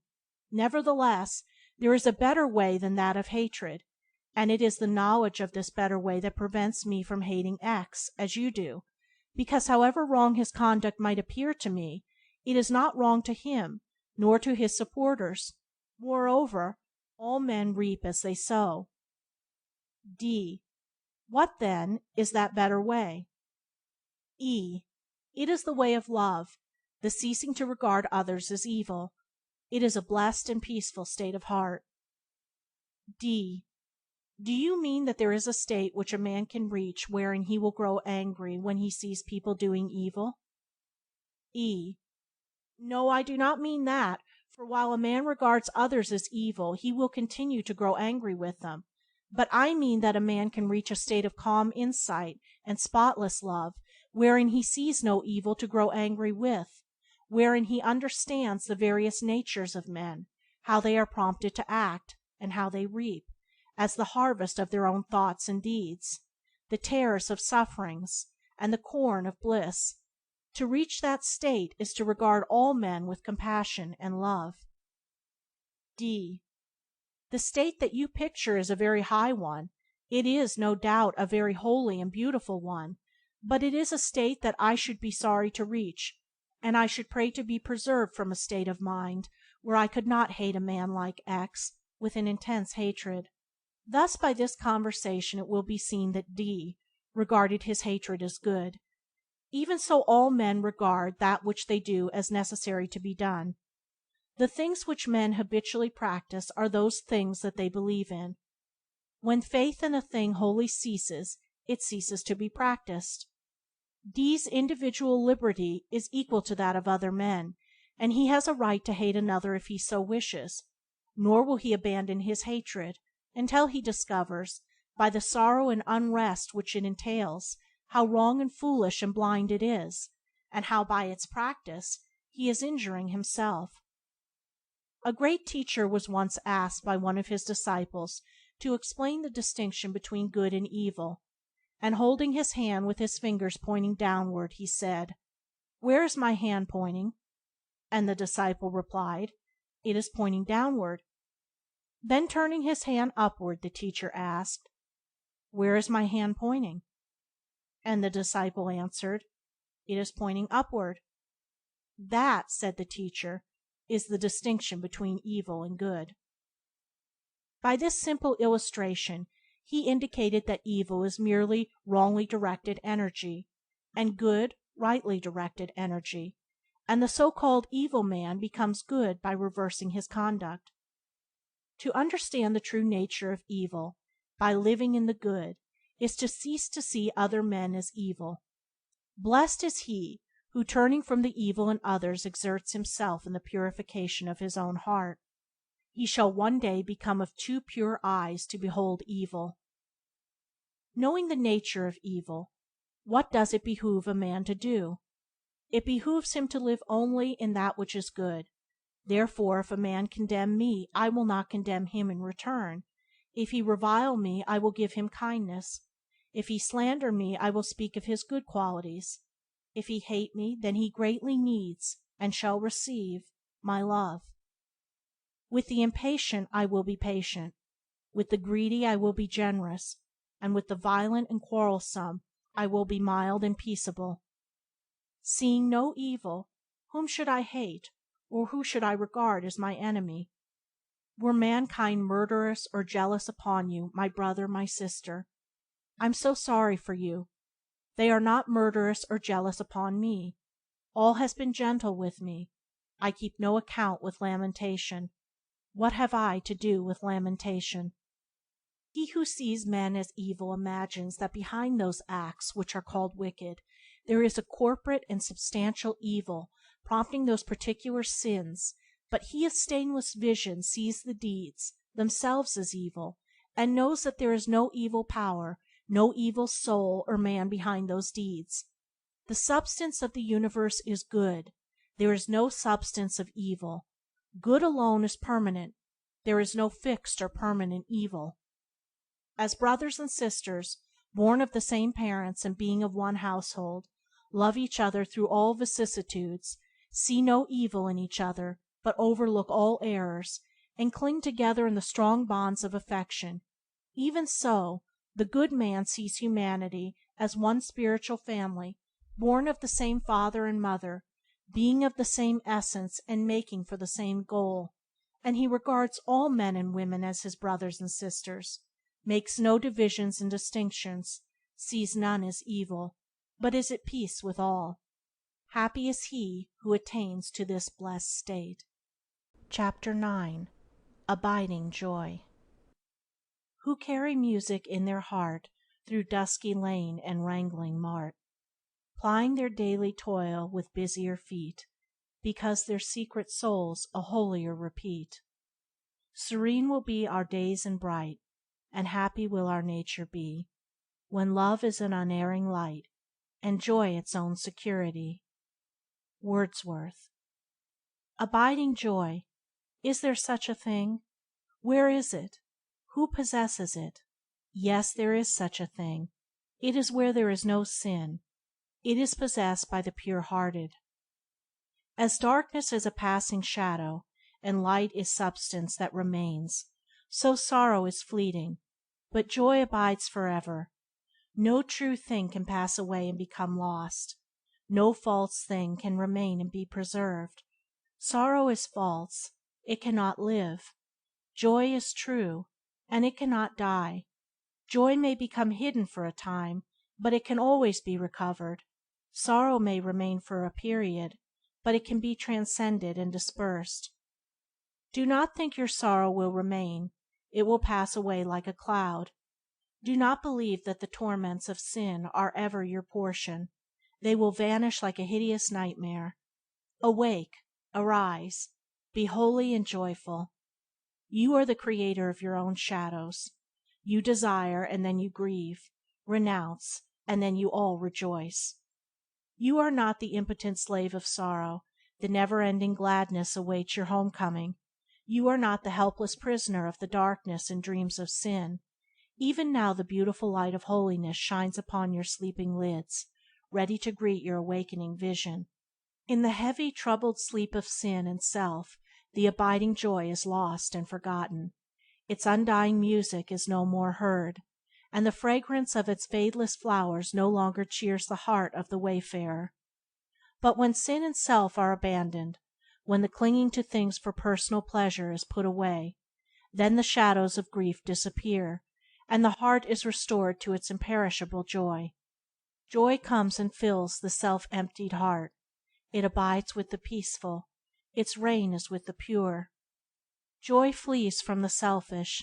It deserts the quarrelsome. It is hidden from the impure. Joy is as an angel so beautiful and delicate and chaste that she can only dwell with holiness. She cannot remain with selfishness. She is wedded to love. Every man is truly happy in so far as he is unselfish. He is miserable in so far as he is selfish. All truly good men, and by good men I mean those who have fought victoriously the battle against self, are men of joy. How great is the jubilation of the saint! No true teacher promises sorrow as the ultimate of life. He promises joy. He points to sorrow, but only as a process which sin has rendered necessary. Where self ends, grief passes away. Joy is the companion of righteousness. In the divine life tender compassion fills the place where weeping sorrow sat. During the process of becoming unselfish there are periods of deep sorrow. Purification is necessarily severe. All becoming is painful. Abiding joy is its completion, realized only in the perfection of being, and this is a state where all is loveliness, and power and love, with all sublimest qualities of mind, where all enjoy dominion over themselves, acts, feelings, thoughts, conditions, qualities. Consider how a flower evolves and becomes. At first there is a little germ groping its way in the dark soil towards the upper light, then the plant appears, and leaf is added unto leaf, and finally the perfected flower appears, in the sweet perfume and chaste beauty of which all effort ceases. So with human life, at first the blind groping for the light in the dark soil of selfishness and ignorance, then the coming into the light, and the gradual overcoming of selfishness with its accompanying pain and sorrow, and finally the perfect flower of a pure, unselfish life, giving forth, without effort, the perfume of holiness and the beauty of joy. The good, the pure, are superlatively happy. However man may argumentatively deny or qualify this, humanity instinctively knows it to be true. Do not men everywhere picture their angels as the most joyful of beings? There are joyful angels in bodies of flesh. We meet them and pass on, and how many of those who come in contact with them are sufficiently pure to see the vision within the form, to see the incorruptible angel in its common instrument of clay? They needs must grope who cannot see. The blade before the ear must be. The outward symbols disappear from him whose inward sight is clear. Yes, the pure are joyful. We look almost in vain for any expressions of sorrow in the words of Jesus. The man of sorrows is only completed in the man of joy. I, Buddha, who wept with all my brother's tears, whose heart was broken by a whole world's woe, laugh and am glad, for there is liberty. In sin and in the struggle against sin there is unrest and affliction, but in the perfection of truth, in the path of righteousness, there is abiding joy. Enter the path, there spring the healing streams, quenching all thirst. There bloom the immortal flowers, carpeting all the way with joy. There throng swiftest and sweetest hours. Tribulation lasts only so long as there remains some chaff of self which needs to be removed. The tribulation, or threshing machine, ceases to work when all the grain is separated from the chaff, and when the last impurities are blown away from the soul. Tribulation has completed its work, and there is no more need for it. Then abiding joy is realized. All the saints and prophets and saviors of the race have proclaimed with rejoicing the gospel, or the good news. All men know what good news is: an impending calamity avoided, a disease cured, friends arrived or returned in safety, difficulties overcome, success in some enterprise assured. But what is the good news of the saintly ones? This: that there is peace for the troubled, healing for the afflicted, gladness for the grief-stricken, victory for the sinful, a homecoming for the wanderer, and joy for the sorrowing and broken-hearted. Not that these beautiful realities shall be in some future world, but they are here and now, that they are known and realized and enjoyed, and therefore proclaim that all may accept them who break the galling bonds of self and rise into the glorious liberty of unselfish love. Seek the highest good and you will find it. As you practice it and realize it, you will taste the deepest, sweetest joy. As you succeed in forgetting your own selfish desires, in your thoughtfulness for others, in your care for others, in your service for others, just so far and no further will you find and realize the abiding joy in life. Inside the gateway of unselfishness lies the asylum of abiding joy, and whosoever will may enter in. Whosoever doubts, let him come and see. And knowing this, that selfishness leads to misery, unselfishness to joy, not merely for oneself alone, for if this were all, how unworthy could be our endeavors, but for the whole world, and because all with whom we live and come in contact will be the happier and truer for our unselfishness, because humanity is one, and the joy of one is the joy of all. Knowing this, let us scatter flowers and not thorns in the common ways of life. Yes, even in the highway of our enemies, let us scatter the blossoms of unselfish love. So shall the pressure in their footprints fill the air with the perfume of holiness, and gladden the world with the aroma of joy. Chapter 10. Silentness. Be still. The crown of life is silentness. Give thou a quiet hour to each long day. Too much of time we spend in profitless and foolish talk. Too little do we say. If thou wouldst gather words that shall avail, learning a wisdom worthy to express, leave for a while thy chat and empty tale. Study the golden speech of silentness. A. L. Salmon. Be still, my soul. Rest a while from the feverish activities in which you lose yourself. Be not afraid to be left alone with yourself for one short hour. Ernest Crossley. In the words of a wise man there is great power, but his silence is more powerful still. The greatest men teach us most effectively when they are purposely silent. The silent attitude of the great man noted, perhaps, by one or two of his disciples, only is recorded and preserved through the ages, while the obtrusive words of the merely clever talker, heard, perhaps, by thousands, and at once popularized, are neglected and forgotten in, at most, a few generations. The silence of Jesus, when asked by Pilate, "What is truth?" is the impressive, the awful silence of profound wisdom. It is pregnant with humility and reproof, and perpetually rebukes that shallowness that, illustrating the truth, that fools step in where angels fear to tread, would in terms of triteness parcel out the universe, or think to utter the be-all and the end-all of the mystery of things in some textual formula or theological platitude. When plied with questions about Brahma, God, by the argumentative Brahmins, Buddha remained silent. He taught them better than they knew, and if by his silence he failed to satisfy the foolish, he thereby profoundly instructed the wise. Why all this ceaseless talk about God with its accompaniment of intolerance? Let men practice some measure of kindliness and goodwill, and thereby acquaint themselves with the simple rudiments of wisdom. Why all this speculative argument about the nature of God? Let us first understand somewhat of ourselves. There is no greater mark of folly and moral immaturity than irreverence and presumption, no greater manifestations of wisdom and moral maturity than reverence and humility. Lao Tzu, in his own life, exemplified his teaching that the wise man teaches without words. Disciples were attracted to him by the power which ever accompanies a wise reserve. Living in comparatively obscurity and silence, not courting the ear of men, and never going out to teach, men sought him out and learned of his wisdom.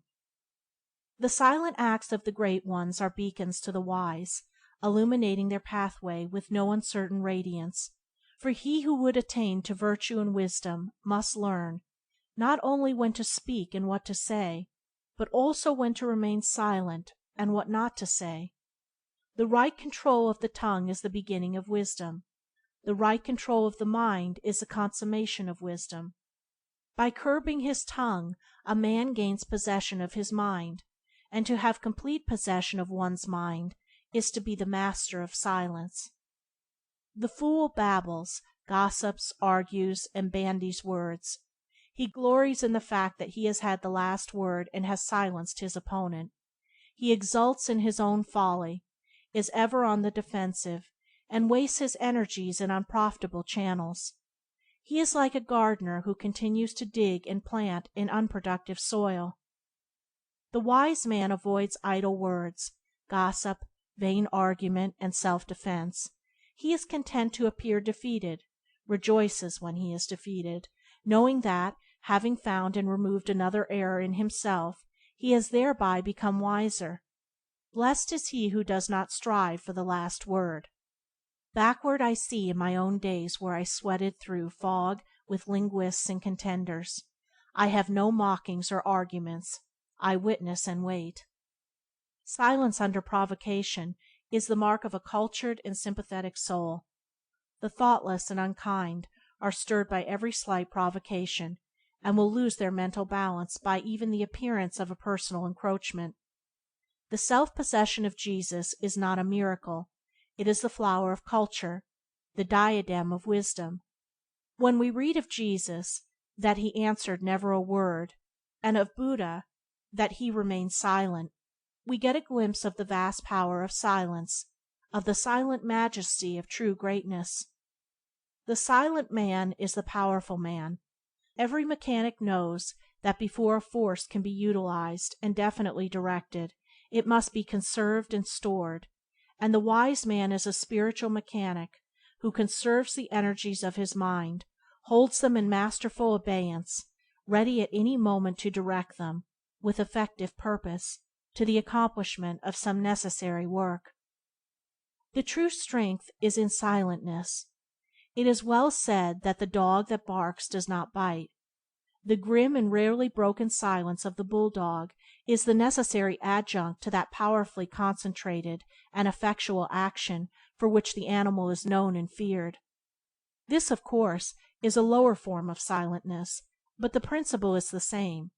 The boaster fails, his mind is diverted from the main purpose, and his energies are frittered away upon self-glorification.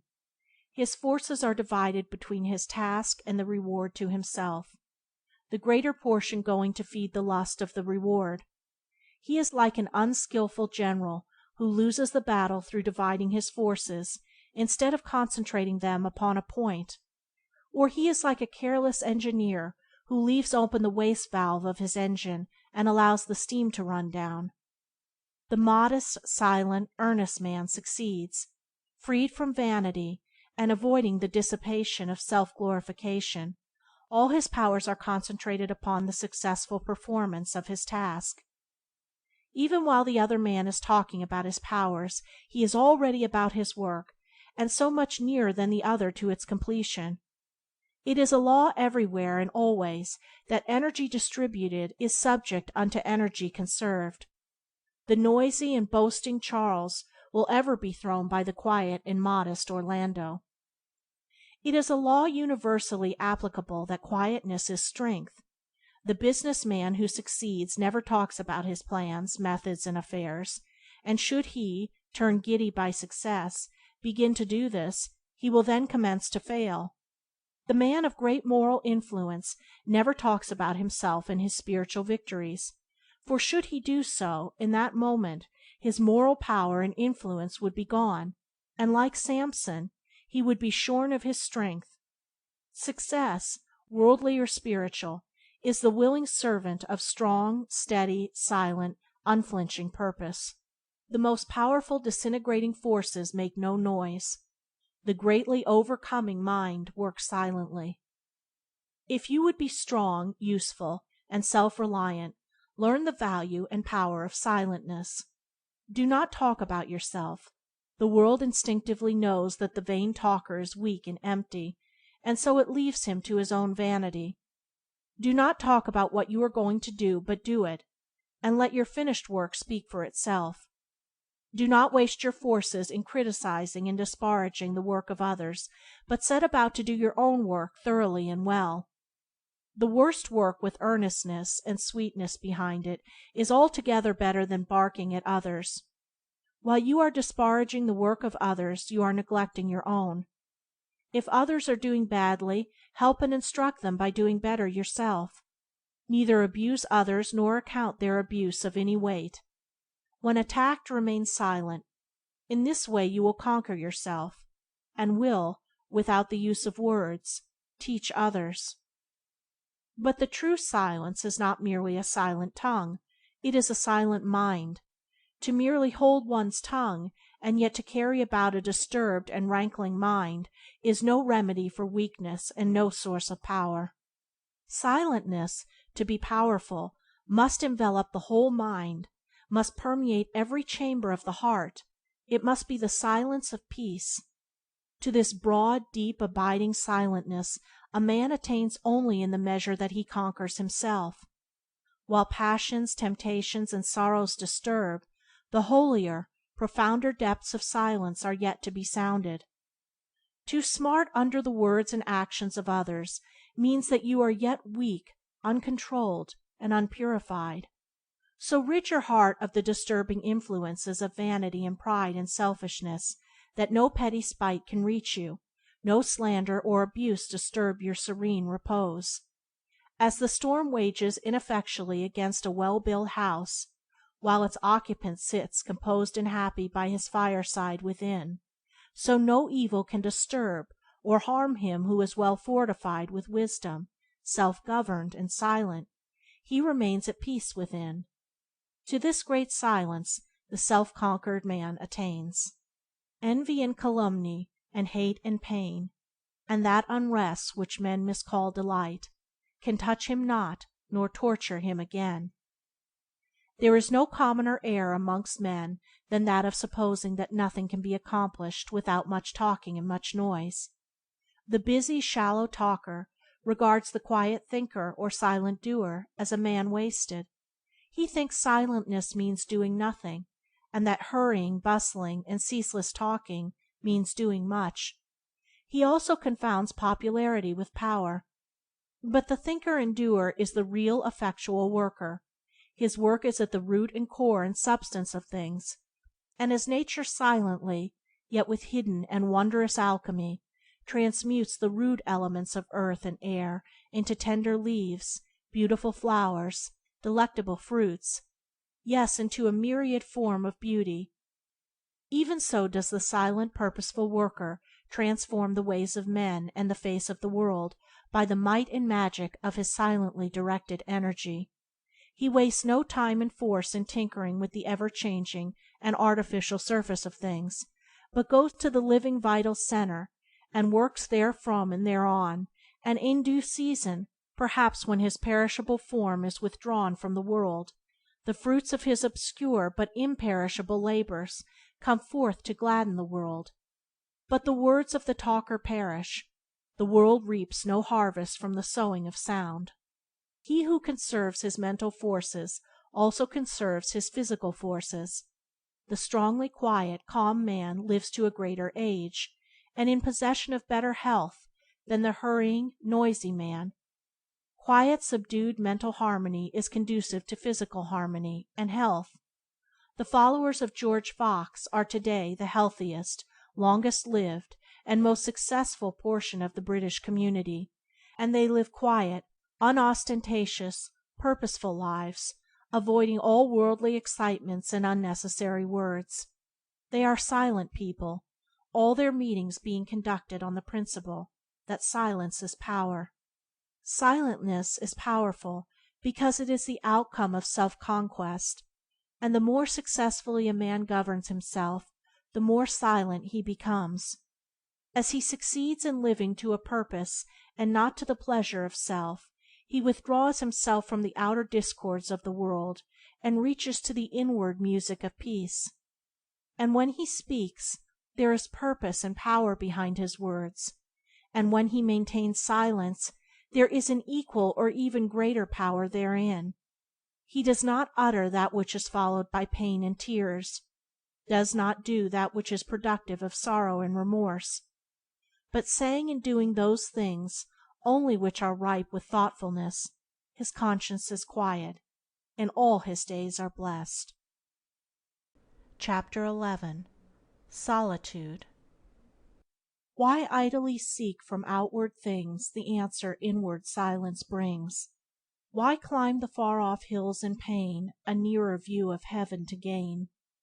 In lowliest depths of bosky dells the hermit contemplation dwells, whence, piercing heaven with screened sight, he sees at noon the stars whose light shall glorify the coming night. Whittier.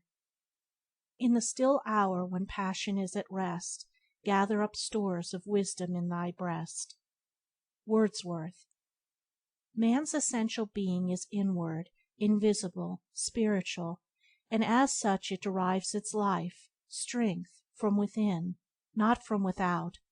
Outward things are channels through which its energies are expended, but for renewal it must fall back on the inward silence. In so far as man strives to drown this silence in the noisy pleasures of the senses, and endeavors to live in the conflicts of outward things, just so much does he reap the experiences of pain and sorrow, which, becoming at last intolerable, drive him back to the feet of inward Comforter, to the shrine of the peaceful solitude within. As the body cannot thrive on empty husks, neither can the spirit be sustained on empty pleasures. If not regularly fed, the body loses its vitality, and, pained with hunger and thirst, cries out for food and drink. It is the same with the spirit. It must be regularly nourished in solitude on pure and holy thoughts, or it will lose its freshness and strength, and will at last cry out in its painful and utter starvation. The yearning of an anguish-stricken soul for light and consolation is the cry of a spirit that is perishing of hunger and thirst. All pain and sorrow is spiritual starvation, and aspiration is the cry for food.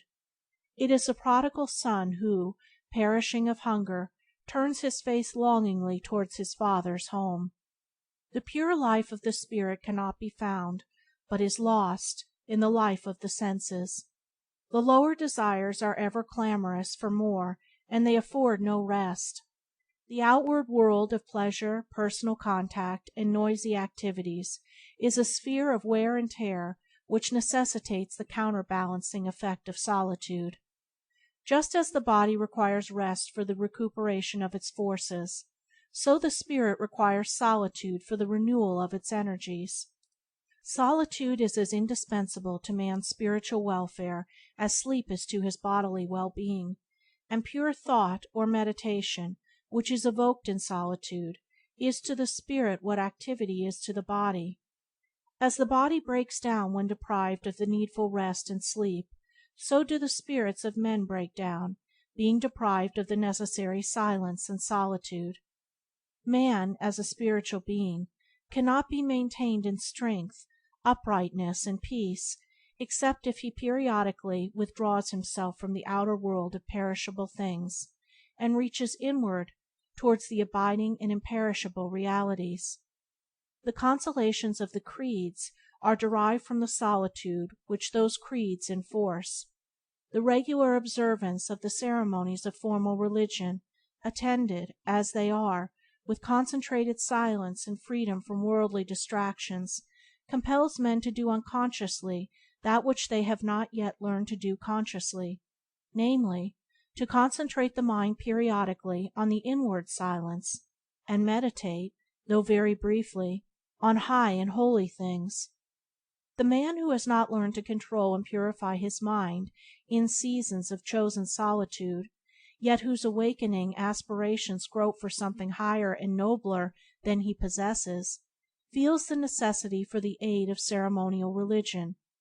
But he who has taken himself in hand with a view to self-conquest, who withdraws into solitude in order to grapple with his lower nature, and masterfully bend his mind in holy directions, requires no further aid from book or priest or church.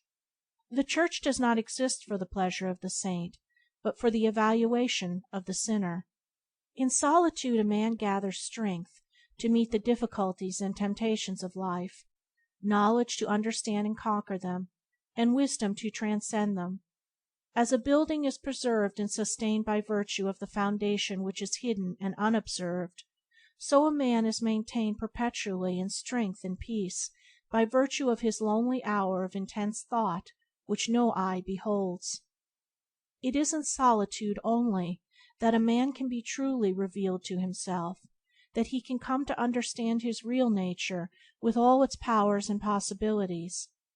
The voice of the spirit is not heard in the hubbub of the world and amid the clamors of conflicting desires. There can be no spiritual growth without solitude. There are those who shrink from too close a scrutiny of themselves, who dread too complete a self-revelation, and who fear that solitude would leave them alone with their thoughts and call up before their mental vision the wrath of their desires. And so they go where the din of pleasure is loudest, and where the reproving voice of truth is drowned. But he who loves truth, who desires and seeks wisdom, will be much alone. He will seek the fullest, clearest revelation of himself, will avoid the haunts of frivolity and noise, and will go where the sweet, tender voice of the Spirit of Truth can speak within him and be heard. Men go after much company and seek out new excitements, but they are not acquainted with peace. In diverse paths of pleasure they search for happiness, but they do not come to rest. Through diverse ways of laughter and feverish delirium they wander after gladness and life, but their tears are many and grievous, and they do not escape death. Drifting upon the ocean of life in search of selfish indulgences, men are caught in its storms, and only after many tempests and much privation do they fly to the rock of refuge which rests in the deep silence of their own being. While a man is absorbed in outward activities, he is giving out his energies and is becoming spiritually weaker, and in order to retain his moral vigor he must resort to solitary meditation. So needful is this that he who neglects it loses or does not attain the right knowledge of life, nor does he comprehend and overcome those most deeply rooted and subtlest of sins which appear like virtues deceiving the elect, and to which all but the truly wise succumb. True dignity abides with him alone, who in the silent hour of inward thought can still suspect and still revere himself in lowliness of heart. He who lives without ceasing in outward excitement lives most in disappointments and griefs. Where the sounds of pleasure are greatest, heart emptiness is the keenest and deepest.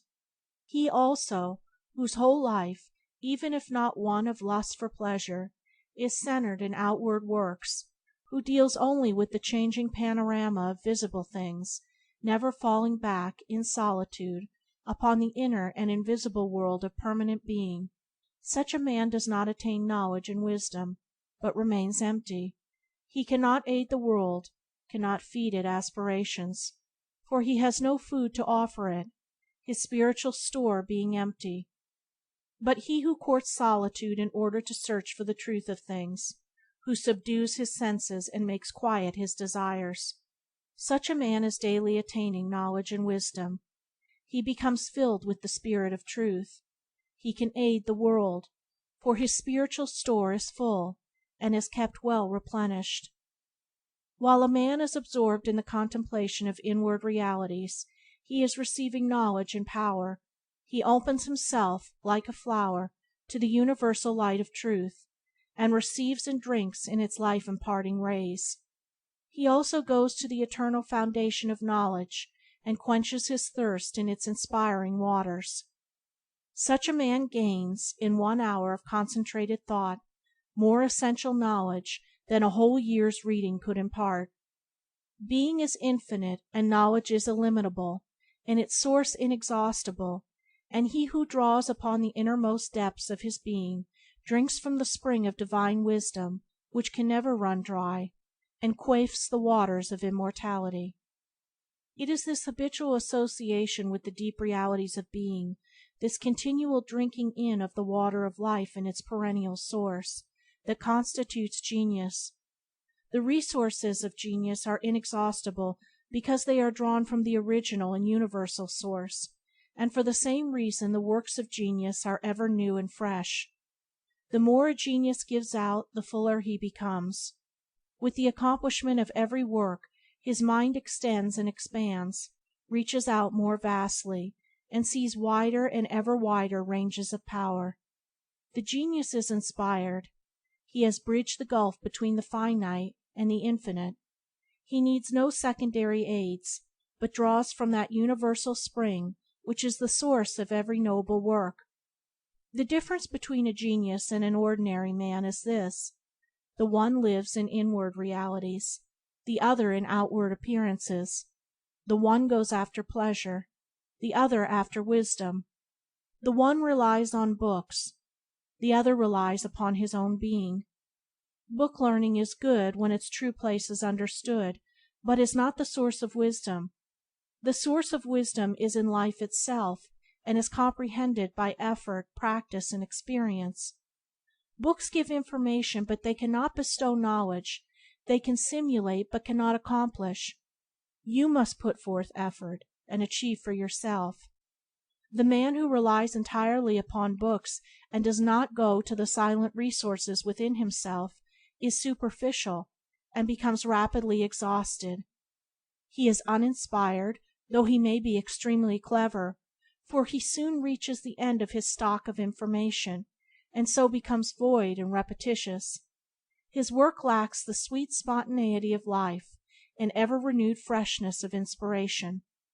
Such a man has cut himself off from the infinite supply and deals, not with life itself, but with dead or decaying appearances. Information is limited, knowledge is boundless. The inspiration of genius and greatness is fostered, evolved, and finally completed in solitude. The most ordinary man who conceives a noble purpose, and summoning all his energies and will, broods upon and ripens his purpose in solitude, will accomplish his object and become a genius. The man who renounces the pleasure of the world, who avoids popularity and fame, and who works in obscurity and thinks in solitude for the accomplishment of a lofty ideal for the human race, becomes a seer and a prophet. He who silently sweetens his heart, who attunes his mind to that which is pure and beautiful and good, who in long hours of lonely contemplation strives to reach the central and eternal heart of things, brings himself in touch with the inaudible harmonies of being, opens himself for the reception of the cosmic song, and becomes at last a singer and a poet. And so with all genius, it is the child of solitude, a very simple-hearted child, wide-eyed and listening and beautiful, yet withal to the noise-enamored world an incomprehensible mystery, of which it is only now and then a glimpse from beyond the well-guarded portals of silence.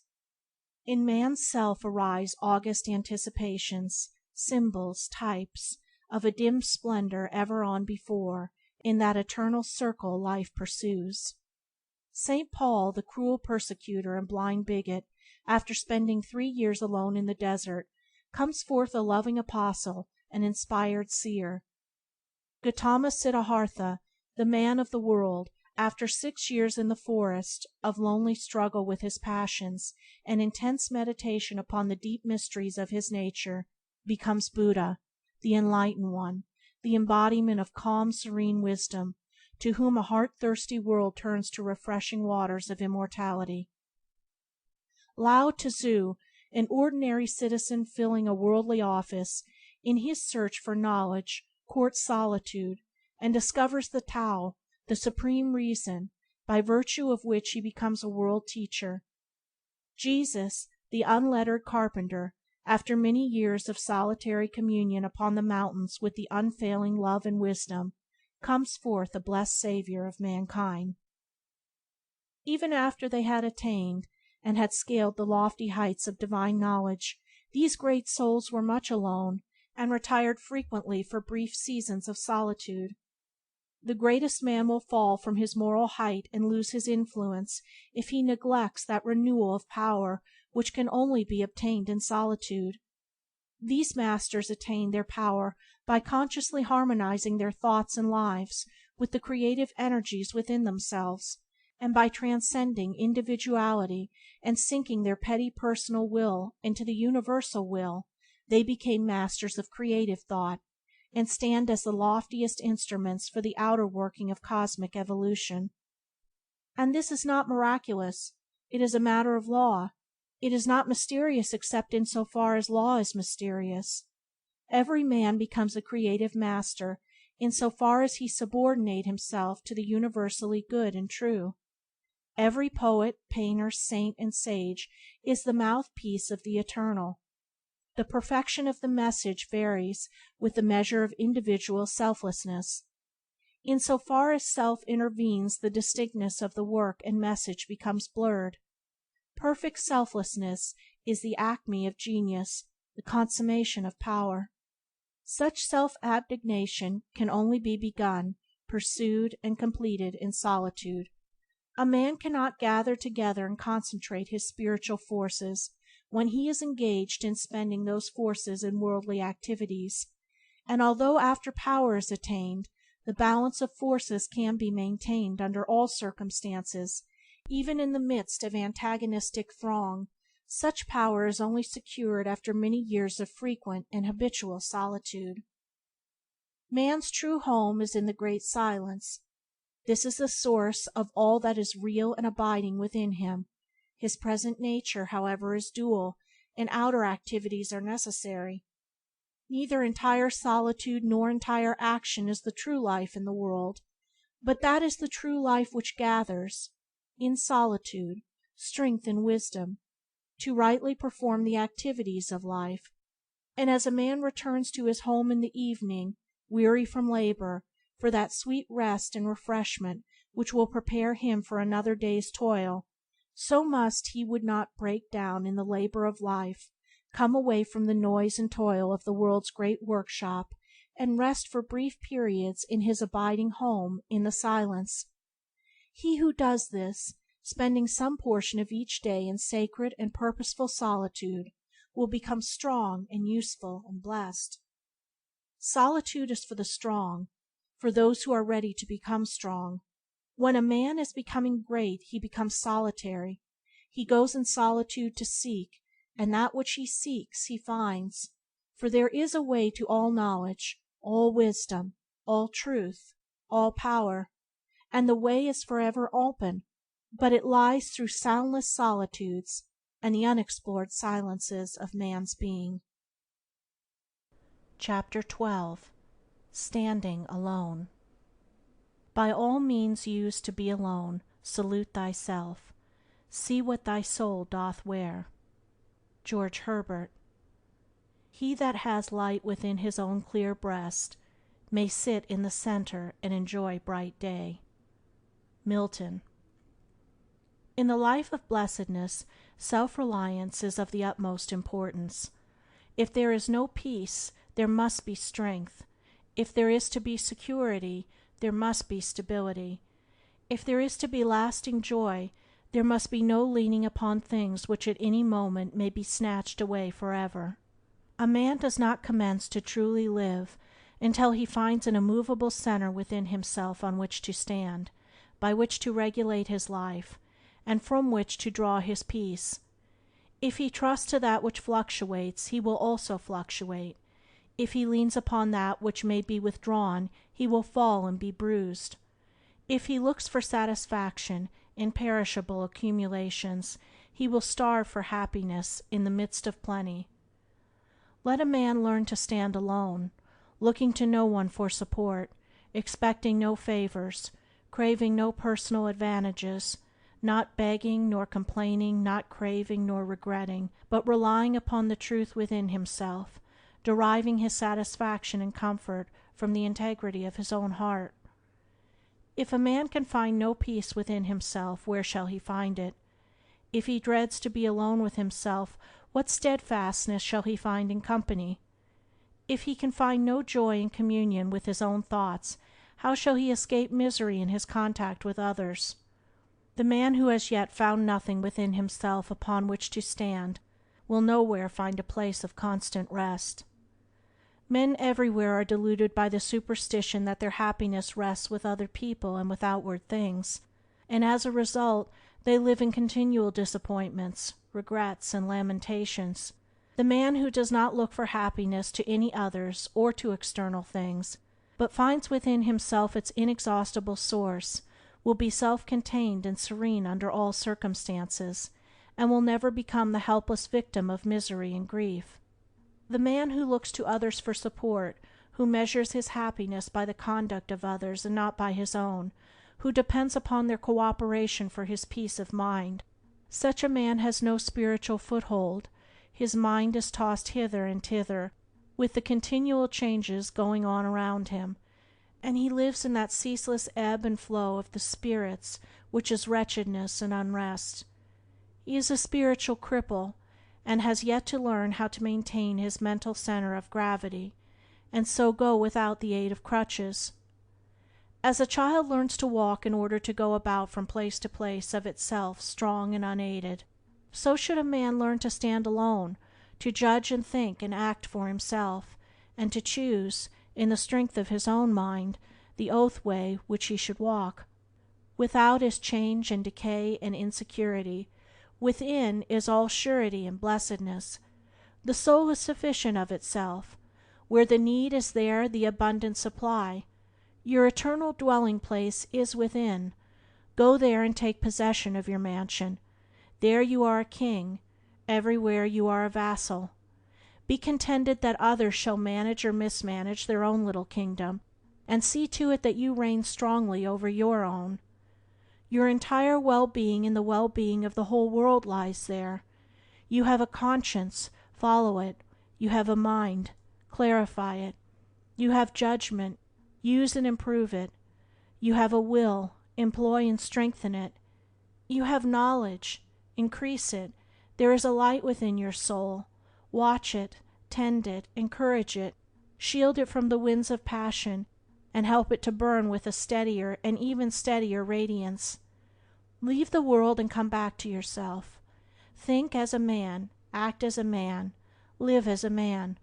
Be rich in yourself, be complete in yourself. Find the abiding center within you and obey it. The earth is maintaining its orbit by its obedience to its center, the sun. Obey the center of light that is within you. Let others call it darkness if they will. You are responsible for yourself, are accountable to yourself. Therefore rely upon yourself. If you fear yourself, who will place confidence in you? If you are untrue to yourself, where shall you find the sweet satisfaction of truth? The great man stands alone in the simple dignity of independent manhood. He pursues his own path fearlessly, and does not apologize or beg leave. Criticism and applause are no more to him than dust upon his coat, of which he shakes himself free. He is not guided by the changing opinions of men, but guides himself by the light of his own mind. Other men barter away their manhood for messes of flattery or fashion. Until you can stand alone, looking for guidance neither to spirits nor mortals, gods nor men, but guiding yourself by the light of truth within you, you are not unfettered and free, not altogether blessed. But do not mistake pride for self-reliance. To attempt to stand upon the crumbling foundation of pride is to be already fallen. No man depends upon others more than the proud man. He drinks in their approbation and resents their censure. He mistakes flattery for sound judgment, and is most easily hurt or pleased by the opinions of others. His happiness is entirely in the hands of others. But the self-reliant man stands, not upon personal pride, but on an abiding law, principle, ideal, reality within himself. Upon this he poises himself, refusing to be swept from his strong foothold either by the waves of passion within or the storms of opinion without. But should he at any time lose his balance, he quickly regains himself, and is fully restored. His happiness is entirely in his own hands. Find your center of balance and succeed in standing alone, and whatever your work in life may be, you will succeed. You will accomplish what you set your mind upon, For the truly self-reliant man is the invincible man. But though you do not rely upon others, learn of them. Never cease to increase in knowledge, and be ever ready to receive that which is good and useful. You cannot have too much humility. The most self-reliant men are the most humble. No aristocrat, no prince born to the purple, can begin to compare with the self-respect of the saint. Why is he lowly? But that he knows that he can well afford it, resting on the largeness of God in him. Learn of all men, and especially of the masters of truth, but do not lose your hold upon the truth that the ultimate guidance is in yourself. A master can say, "Here is the path," but he can neither compel you to walk it, nor can walk it for you. You must put forth your own efforts, must achieve by your own strength, must make his truth your truth by your own unaided exertions. You must implicitly trust yourself. This thing is God, to be man with thy might, to grow great in the strength of thy spirit, and live out thy life as the light. You are to be the master of yourself, lord over yourself, not fawning and imitating, but doing your work as a living, vital portion of the universe, giving love but not expecting it, giving sympathy but not craving for it, giving aid but not depending upon it. If men should censure your work, heed them not. If suffice that your work be true, rest you in this sufficiency. Do not ask, "Will my work please?" but rather, "Is it real?" If your work be true, the criticism of men cannot touch it. If it be false, their disapproval will not slay it quicker than it will die of itself. The words and acts of truth cannot pass away until their work is fully accomplished. The words and acts of error cannot remain, for they have no work to do. Criticism and resentment are alike superfluous. Free yourself from the self-imposed tyranny of slavish dependence, and stand alone, not as an isolated unit, but as a sympathetic portion of the whole.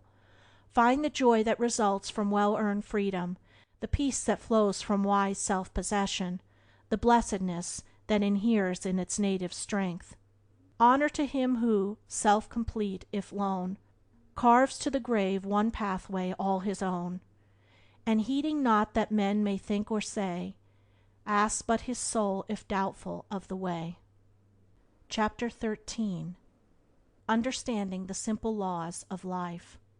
Watch narrowly the demonstration of a truth its birth, and you trace back the effluence to its spring and source within us. Browning. More is the treasure of law than gems, sweeter than comb its sweetness, its delights, delightful past compare. The Light of Asia. Walking those byways which I have so far pointed out, resting in their beauty and drinking in their blessedness, the pilgrim along life's broad highway will in due time come to one wherein his last burden will fall from him, where all his weariness will pass away, where he will drink of light-hearted liberty and rest in perpetual peace. And this most blessed of spiritual byways, the richest source of strength and comfort, I call the right understanding of the simple laws of life. He who comes to it leaves behind all lack and longing, all doubt and perplexity, all sorrow and uncertainty. He lives in the fullness of satisfaction, in light and knowledge, in gladness and surety.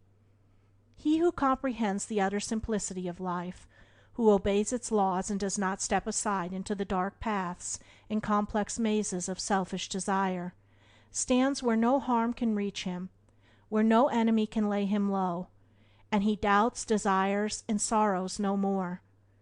Doubt ends where reality begins. Painful desire ceases where the fullness of joy is perpetual and complete.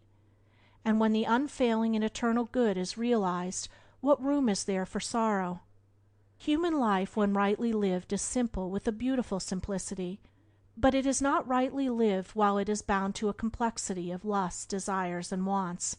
These are not the real life, but the burning fever and painful disease which originate in an unenlightened condition of mind. The curtailing of one's desires is the beginning of wisdom. Their entire mastery is its consummation. This is so because life is bounded by law, and being inseparable from law, life has no need that is not already supplied. Now lust or desire is not need, but a rebellious superfluity, and as such it leads to deprivation and misery. The prodigal son, while in his father's house, not only had all he required, but was surrounded by superabundance. Desire was not necessary, because all things were at hand. But when desire entered his heart, he went into a far country, and began to be in want. And it was only when he became reduced to the utmost extremity of starvation that he turned with longing towards his father's home. This parable is symbolical of the evolution of the individual and the race. Man has come into such a complexity of cravings that he lives in continual discomfort, dissatisfaction, want, and pain, and his only cure lies in a return to the Father's home, that is, to actual living or being, as distinguished from desiring. But a man does not do this until he is reduced to the last extremity of spiritual starvation. He has then reaped the experience of pain and sorrow as the result of desire, and looks back with longing towards the true life of peace and plenty. And so he turns round, and begins his toilsome journey back towards home, towards that rich life of simple being, wherein is emancipation from the thraldom and fever and hunger of desire. And this longing for the true life, for truth, reality, should not be confounded with desire. It is an aspiration. Desire is the craving for possession. Aspiration is the hunger of the heart for peace. The craving for things leads ever farther and farther from peace, and not only ends in deprivation, but is, in itself, a state of perpetual want. Until it comes to an end rest, satisfaction is an impossibility. The hunger for things can never be satisfied, but the hunger for peace can, and the satisfaction of peace is found, and fully possessed, when all selfish desire is abandoned. Then there is a fullness of joy, abounding plenty, and rich and complete blessedness. Chapter 14. Happy Endings. Such is the law which moves to righteousness, which none at last can turn aside or stay. The heart of it is love, and the end of it is peace and consummation sweet. Obey. The Light of Asia. So haply when thy task shall end, the wrong shall lose itself in right, and all thy week-day Sabbaths blend with the long Sabbath of the light. Whittier. Life has many happy endings, because it has much that is noble and pure and beautiful. Although there is much sin and ignorance in the world, many tears and much pain and sorrow, there is also much purity and knowledge, many smiles and much healing and gladness. No pure thought, no unselfish deed, can fall short of its felicitous result, and every such result is a happy consummation. A pleasant home is a happy ending. A successful life is a happy ending. A task well and faithfully done is a happy ending. To be surrounded by kind friends is a happy ending. A quarrel put away, grudges wiped out, unkind words confessed and forgiven, friend restored to friend, these are all happy endings. To find that which one has long and tediously sought, to be restored from tears to gladness, to awaken in the bright sunlight out of the painful nightmare of sin, to strike, after much searching, the heavenly way in life, these are, indeed, blessed consummations. He who looks for, finds, and enters the byways which I have indicated will come to this one without seeking it, for his whole life will be filled with happy endings. He who begins right and continues right does not need to desire and search for felicitous results. They are already at hand, they follow as a consequence, they are the certainties, the realities of life. There are happy endings which belong solely to the material world. These are transient, and they pass away. There are happy endings which belong to the spiritual world. These are eternal, and they do not pass away. Sweet are companionships, pleasures, and material comforts, but they change and fade away. Sweeter still are purity, wisdom, and the knowledge of truth, and these never change nor fade away. Wherever a man in this world can take his worldly possessions with him, but he soon must part company with them. And if he stands upon these alone, deriving all his happiness from them, he will come to a spiritual ending of great emptiness and want. But he who has attained to the possession of spiritual things can never be deprived of his source of happiness. He will never have to part company with it, and wherever he goes in the whole universe he will carry his possessions with him. His spiritual end will be the fullness of joy. Happy in the eternal happiness is he who has come to that life form which the thought of self is abolished. Already, even now and in this life, has entered into the kingdom of heaven, nirvana, paradise, the New Jerusalem, the Olympus of Jupiter, the Valhalla of the gods. He knows the final unity of life, the great reality of which these fleeting and changing names are but feeble utterances. He is at rest on the bosom of the Infinite. Sweet is the rest and deep the bliss of him who has freed his heart from its lusts and hatreds and dark desires, and he who, without any shadow of bitterness or selfishness resting upon him, and looking out upon the world with boundless compassion and love, can breathe, in his inmost heart, the blessing: Peace unto all living things, making no exceptions or distinctions. Such a man has reached that happy ending which can never be taken away, for this is the perfection of life, the fullness of peace, and the consummation of perfect blessedness. Recording by Andrea Fiore.